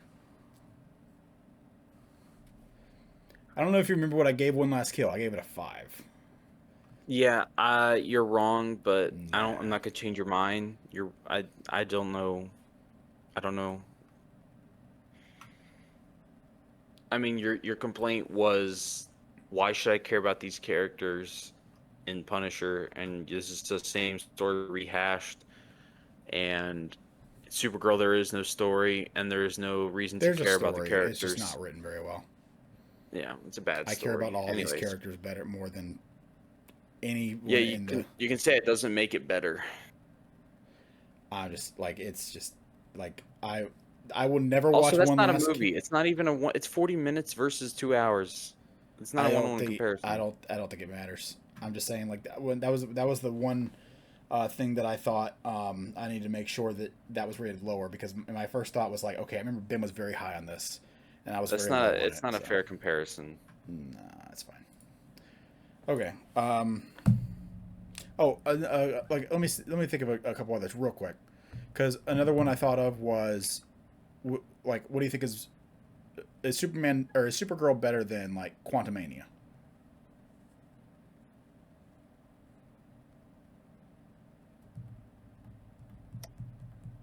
This is where it sucks because Supergirl pretty much is meh. The the Krypton stuff is good, but there's so little of it. The rest of it's meh. Quantumania has like the Kang stuff is top tier. But then there's also MODOK stuff, which is bottom tier. And Yeah, like I would say that so Supergirl it's kind of so rides the tough. middle, but Yeah. I feel like 80 about 80 75 to 80% of Ant-Man is like bottom of Quantumania is like the bottom of the barrel, but then it peaks like way higher. But I don't think The it thing is, averages out to being better. I think I think Supergirl is definitely I better. think if you fix the third act of Quantumania, people think about it a lot differently. But with that being said, I don't that one's so tough. I was never glued I'm gonna sound stupid, but I was never glued to the screen in Supergirl like I was when Kang's talking to Scott. So I think I'm gonna go Quantumania. Interesting. Yeah. Obviously, I feel the differently, but But um, it's like when I say that, I mean like Quantumania is like a 6.5 and Supergirl's like a 6. I mean they're basically say 6 or 6. You know, they could be Quantumania could be a 6, but for me it's just like I think I'd rather watch that. um, I'm doing the same thing you did, where I'm only comparing it to the bad ones. But I was like, okay, but like Love and Thunder, it's better than Love and Thunder, right? Yes, because I think Love and Thunder does make me angry. I like Well, so does Quantumania. you also have a problem. There's an aspect of comparing it to these MCU movies that even though they're bad, they are characters that we love. Where Supergirl's not established yet, so it's And like there's there's part of things us we who's love. invested in, yeah, and there's part of us who's invested in that world and those characters that even though it's a dumpster fire of a movie, there's we still get some enjoyment out of it. I think Quantumania, I can look at decisions and say that was a bad decision, like a choice of directing or writing or whatever. When I look at Love and Thunder, I'm more like this was a bad direction. And I think that's the difference in that. I think I'd take Quantumania over Love and Thunder. But we talked about Love and Thunder before, where the Jane stuff is really strong, but everything else in that movie sucks. So I guess I would take Supergirl over that. Gotcha. Okay. Multiverse of Madness?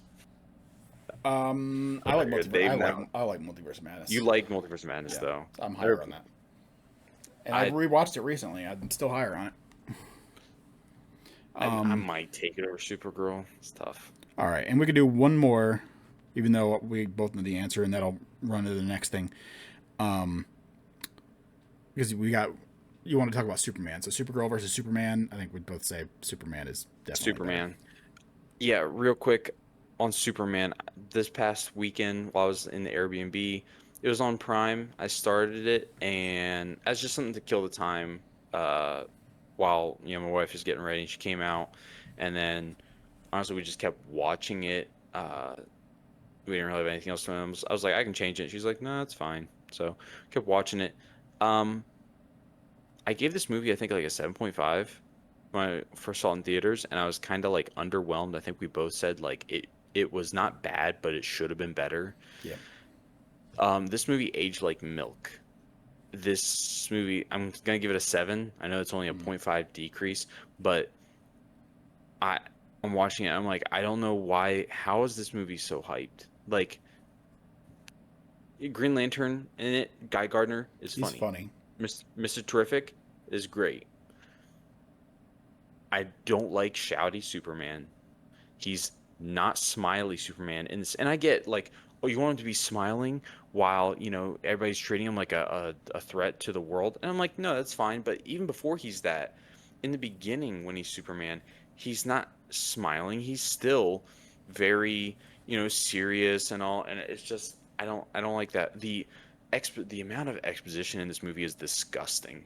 It's like the very Yeah, beginning of the there's a lot. movie is like he stopped a war between these two places, and I'm just like, oh yeah, that's right. They want me to care about something I didn't see, and the only reason why I know about it is because they're telling me it happened. Like that is a stupid premise. I'm just watching this movie. I'm like, this movie Oh, that just reminds ages me. like That water. reminds me of something that I started to get in comparison to Superman with Supergirl. I wanted to talk about this too, real quick. Hmm. One thing that I think is actually, in my opinion, a positive for Supergirl and a negative for Superman, for me, but like, it's just because I don't prefer in the movie thing. The one issue I've always had with comics, even picking up Woman of Tomorrow, which is it's a compilation of a series of comics that tell like one complete story or whatever. You're When you pick up any comic, and it's always been a super frustrating thing to find complete stories, because when you pick up a comic and you open it, even if it's a graphic novel that's supposed to be that whole story contained in one volume or whatever, like, you're plopped in the middle of everything. Like, I Yeah. have no idea what happened before. You don't get all the setup. You don't. It's not all contained. It is like Sometimes there's a there's forward a contained preface. um arc, usually, in what, if you're lucky to get like the full graphic novel that has whatever the story for that arc is. But if you pick up like a single issue, it's just whatever's happening right now, whatever. And Superman felt like that. Yeah. Superman felt like you just picked up, like, you picked up a graphic novel. You're plopped in the middle of ongoing DC history type of thing. Like, stuff is Yeah. established. We're already, like, if you don't know the stuff, sorry. Which I think, like, it gives it a very comic booky feel. But for me personally, it is a negative because it Yeah. doesn't I didn't. feel. I don't. I agree. I don't Whereas like I it. think that actually doesn't. I don't think that applies nearly as much to Supergirl. I think that Supergirl is a little bit better contained, as messy as it is. I think that you get, like, you can watch Supergirl. Well, like, you have to watch Superman without seeing anything else, because there's, even though it acts like there's a ton of stuff before and a ton of stuff after, what, like, everything's going I on think. everywhere. Like, Supergirl is contained to itself. Like, you Yeah. have like origin stuff in there, you have backstory, you have exposition, but you have it all. It's shown to you or whatever. Um, I agree. I think the only part of exposition, which is not really exposition, is just like for the general audience that don't know, yeah, is when she explains the Red Sun stuff. yeah, And it's very brief. yeah, And I'm like, yeah, that's fine. yeah, That's good. I yeah. get So it. there's a positive for it. Um, yeah, Not a lot of exposition. yeah, but I mean, specifically in that aspect, that, like, that was something I've never been able to, like, really explain, but has always been an issue I have with Superman. Which, also, I didn't know if people like that about Superman, that it feels very comic booky in that way. But that's something I don't like about comics It in de- general. it depends on which side of the aisle you're on. If you're on the side that loves it and wants to defend Superman, you're going to bring up that argument as like it's comic accurate. But I, if you're like, I guess. I don't like But the the that's an the issue I've had with comics themselves, so it mhm. hurts the movie for me. Um, Well, usually comics will have like and they do that as well in Superman, where they have like a preface of like, how do we get here? But it's like a paragraph. And in Superman, they did like 3 years ago, Superman landed, whatever, blah, blah, blah, and he yeah, just lost his first fight. So they do like a little bit. So anyway, yeah, that's Superman for me. I just, so much that I'm like, this, and the movie, I'll be honest, movie makes me feel nothing. I want to feel hope like I do when I watch like the Richard Donner, is that the guy's name? The Christopher Reeves Superman movie. Like I'm like, man, what's Superman? But in this movie also, they kind of do it in Supergirl as well. Stop with the slow-mo zoom-ins. Like, oh my gosh, like doing it once for like an aura clip or whatever is fine, but they're trying to shove it down your throat all the time, especially in Superman. They did it like 4 times in Superman. And I'm like, can you stop? Jeez. And in Supergirl they did it a lot too, yeah, where they do yeah. like a I just slow-mo keep going back to zoom. the Supergirl stuff. There's so many scenes, like, in Superman. I love the opening of Superman. Um, you with him. not necessarily with the crashing, but the crashing's fine. Like all it sets up or whatever. Like once he is healed, from the point that he is healed and falls off the table, and he's like, "Golly," to when he arrives back in Metropolis, that might be my favorite like sequence in the whole movie because I For all love the he's like golly or whatever, but then also like him like the just he's like it feels like he's just barely touching the gas pedal of like his power or whatever, and he's just flying through the Arctic or whatever, and it's all majestic and Superman-y and stuff like that. And doesn't you don't it doesn't you don't get doesn't that. feel as good as Cavill's Superman when he flies out of the Arctic though. That one feels crazy. I don't know. I think I like it. I agree. The Cowboys one is that's also probably my favorite scene in the movie, for Man of Steel. But I don't know that every time I watch Superman, I love that first 5 minutes so much. For me, just as a big Superman fan, I love that. That gives me just such hardcore like this is Superman feeling. Um, and I would like you don't get that at all with Supergirl. No, You don't there's get never a any moment moments of of hope. her. Well, there's moments of hope, but Not really. you never get moments of just like This is Supergirl. letting her yeah like letting her go all out or whatever. It feels Yeah. very restrained with as far as her power goes. Even when she has the suit in the final act, they don't let her completely. They make her like kick a lot. like when she's like flying above the, like when she first shows up with the suit basically, and like they're like fighting on top of the thing, they're going after Ruthie, and then they turn around and she's just in the air. There you could have had so much more Yeah, like aura in that scene, or like that could have been done handled way better. Anyway, yeah, we're going on yeah. long. Well, good news is we already touched on our thoughts on the future of Yep. the DC universe and things like that. So next up, we had like just some miscellaneous movie reviews. Did you have anything you want to touch on here? Just I some quick had bits. one thing, not really going to review it, but I will mention I watched for the first time ever this week. I watched The Truman Show. Have you ever seen that movie? Oh yeah, it's a good movie.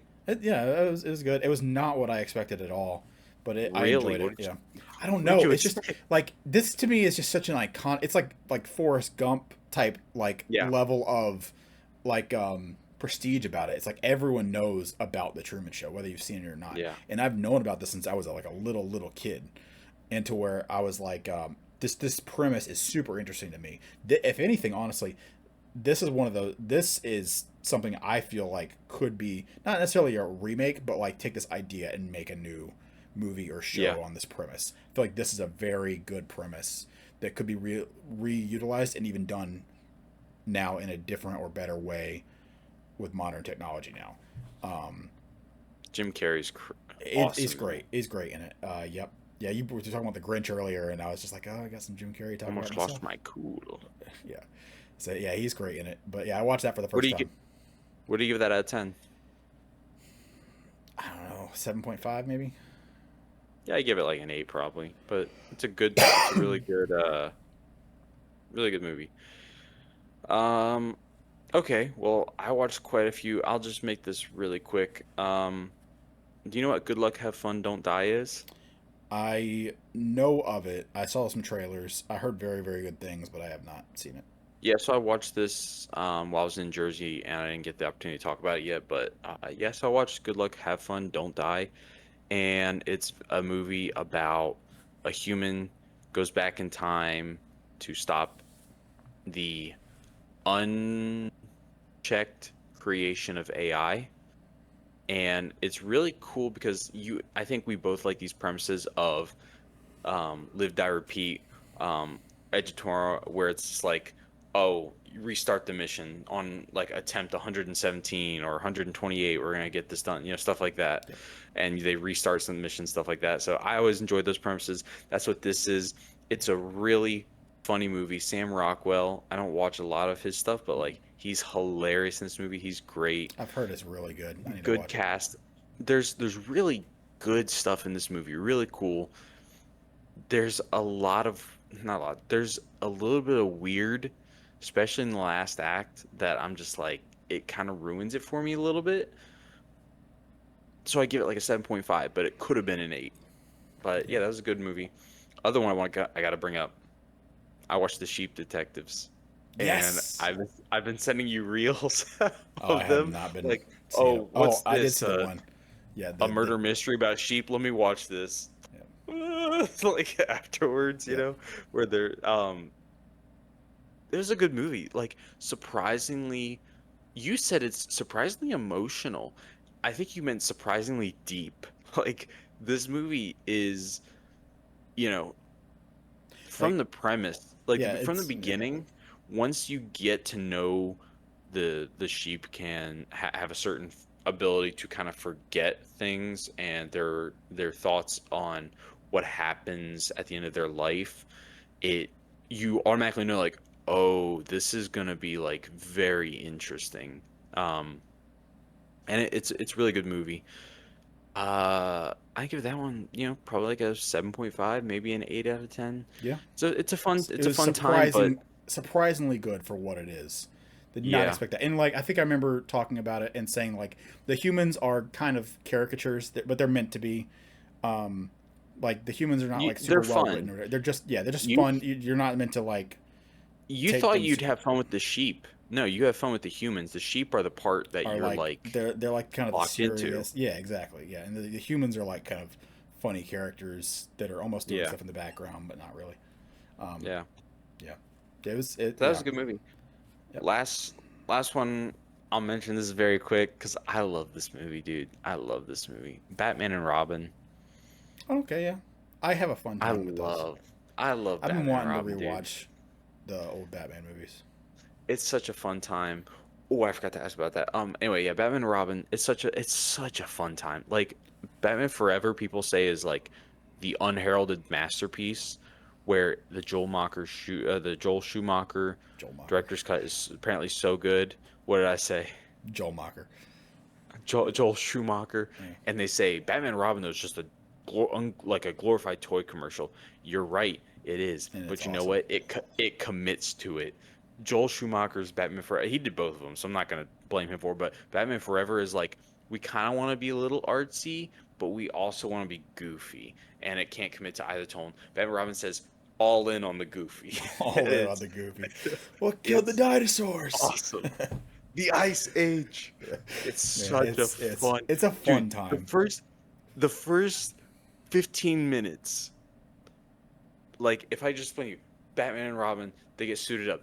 They go to a art museum. Mr. Freeze steals a jewel, freezes people. They play hockey. Then he gets in his ice car that turns into an ice spaceship. He flies up. Batman and Robin jump on that. They break out. They start surfboarding The on roofs. surfboarding Then on the they panels. get they get in the sewers. They're tracking through the sewers, and Robin gets frozen, and Batman has to thaw him out. That's the first 10 minutes Yep. of this movie. It is awesome, And the bat delicious credit card. garbage. It's I love it. Yes, this movie is so good. I love yep. it so much. So, Poison yeah, Ivy, I Uma thoroughly Thurman. It's great. enjoyed it. I will say this as well. Not a movie. I'm not reviewing this. Hot take. I gotta put it out there right now. The Flash is better than Superman 2025 and Supergirl. Yeah, that's a hot take. That's crazy. That's that's disgusting. Just saying. I think I So think those are I the think Flash movies. is worse than both of those. Nope. Um. Yep. Okay. Now we now we got movies to watch on 4th of Yeah, July. we're 4th of gonna wrap up July here with a quick movies draft. draft. Yeah, we're gonna do a quick draft here. All right. Um. Okay. We So can you want to snake go? this. Yeah, we're gonna snake draft. I'll go first because I think I kind of screwed you over with the video game one The a little weapons. bit. Yeah, video game weapons one. Or I guess I didn't go first. I did go first actually. You should go first then because I took the Master Sword in that one. So you go first this time and we'll snake it. All right. So we are doing a draft of movies to watch when you're in that Fourth of July spirit. Like, what movies are going to be? Oh man, this is such a hard choice. What are good movies to watch? I'm trying to establish a like a tradition. I think going forward for movies to watch around this Fourth of July time. And at least two or three of these I think I'm going to watch every year around this time. But we both have some here, and we're going to go ahead and draft good movies to watch for 4th of July. So I have the first pick, and with my first pick, I'm going to play the game a little bit here. I'm going to pick National Treasure. Oh, okay. It was on my list. Okay. That's a good pick. It's a good pick. I I thought you were gonna take. I might I have thought- I might have messed up because the problem is there's one I'm gonna take, but I'm gonna take it late, and it's my one of one. But I'm gonna try and take it late because I don't think you're gonna take it. So Interesting. So last year I watched this movie on 4th of July, and I was talking to my friend, and I said, "This is what I'm gonna tell my kids the 4th of July is about. Independence Day." Independence. Yeah, dang it, man. Yeah. Was that your pick? That you're That's not my hoping to one of steal? one, but that's the one I was between. Should I get National Treasure or Independence Day? I was like, I feel like you're more likely to pick National Treasure. So Yeah. I don't When know. I grow up and I have kids, when I grow up, when I have kids, I'm gonna tell them, I'm like, yeah, every 4th of July we celebrate this right here, boys. They'll be like, wow. Anyway, all right, so still mine. Oh boy, this is what separates the men from the boys. This is tough. All right, I think I'm just gonna have to go for it. This is me personally and how I'm feeling. Hey, uh, Gun Maverick. Top Gun Maverick. Yeah. That was on my list. Yeah, it's a very good pick. Yeah. I'm glad I'm gonna get two. Oh, yes. Okay, we're good. We're good. Okay, I'm gonna get two of my good ones. That I had that one. That one's high on my list. So okay, you got those. So I get two back to back. I'm gonna go with for my second pick. I'm gonna go with the Patriot. It's And I great. knew you were gonna take it. I Yeah, knew you were gonna take it. that's probably like my number two or three on this list in general. So very happy with that one. I I think it's just okay as a movie. I think it's a I little rewatched overrated. it. It's a little too long, but that movie's really good. It's very long. I Very did not long. remember how long it was. I rewatched it like within the past year, and it's so long, but it's very It's more good. like a guilty pleasure action movie I don't know. There's a ton of vibes. substance to that movie.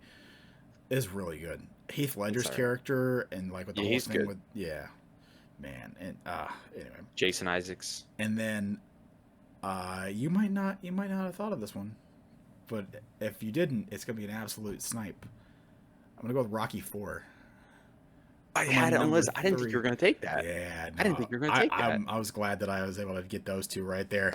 Independence Day, like of my top five, that's three of my top five right there, and you Yeah. got Independence Day would have been four of my top five. So Yeah. I'm feeling pretty good right now. Wow. Okay, so we'll go ahead Oof. with that. All right. I got three. You're on number 3 and 4 now. 3 and 4. All right. So surprised you didn't take that one. I guess I will take. While it's not my favorite, and I think I just need to rewatch it. I like when I watch it. Don't watch it enough. I'm gonna take Saving Private Ryan. Yep. When we were I think making this, when I was coming up with ones, I decided I was only gonna use ones that I have seen, and I have still not seen that movie. you haven't seen the movie. No. I've seen the movie. It's good. It's just it's very heartbreaking and Very like heavy. sad It's and a heavy movie. Yeah. yes, where like I can't watch this a lot. All right. Listen, I've got a lot of options I can still say. Um, I think I'm just gonna throw this one out here because it's a movie I really enjoyed. Nobody knows about it. I'm gonna pick The Monuments Men. I don't think you've seen it, Mm-mm. but it's got Matt Damon, George Clooney, John Goodman. It's got a really stacked cast. It's about some World War II soldiers who it's their mission to go and try to protect as many monuments and art as possible as they defeat, the German army because Hitler had started collecting Okay. like paintings and art and stuff like that. It's a very different, framing device for a war movie. And these people who are not like your typical soldiers, and this is their job. Like a lot of them are just like literal like curators and stuff that are just thrown out there to try and protect these pieces of art. And I really enjoyed it. So just because I don't think anybody's gonna know about that, I'm gonna put that out there. So right now I got Independence Day, Top Gun Maverick, Saving Private Ryan, and The Monuments Men. All right. So I got two two left for Go. mine, and then you'll got one more. All right. Well, since I know these are my last two. I can just go ahead and pick with my heart here. I'm gonna go ahead get my 101. So I'll have 4 out of my top 5. My 1 of 1 is gonna be Hamilton. I'm supposed to work this 4th of July, so I won't be at home. That would be my number 1. If I can establish a tradition of watching something on 4th of July every year, it's gonna be Hamilton. I will be listening to that soundtrack if I am at work on the 4th of July. I don't know, it's having some heat stuff, so we might get shut down for the weekend or something, but we'll see. So Hamilton, and then I got a few options here, but you know what?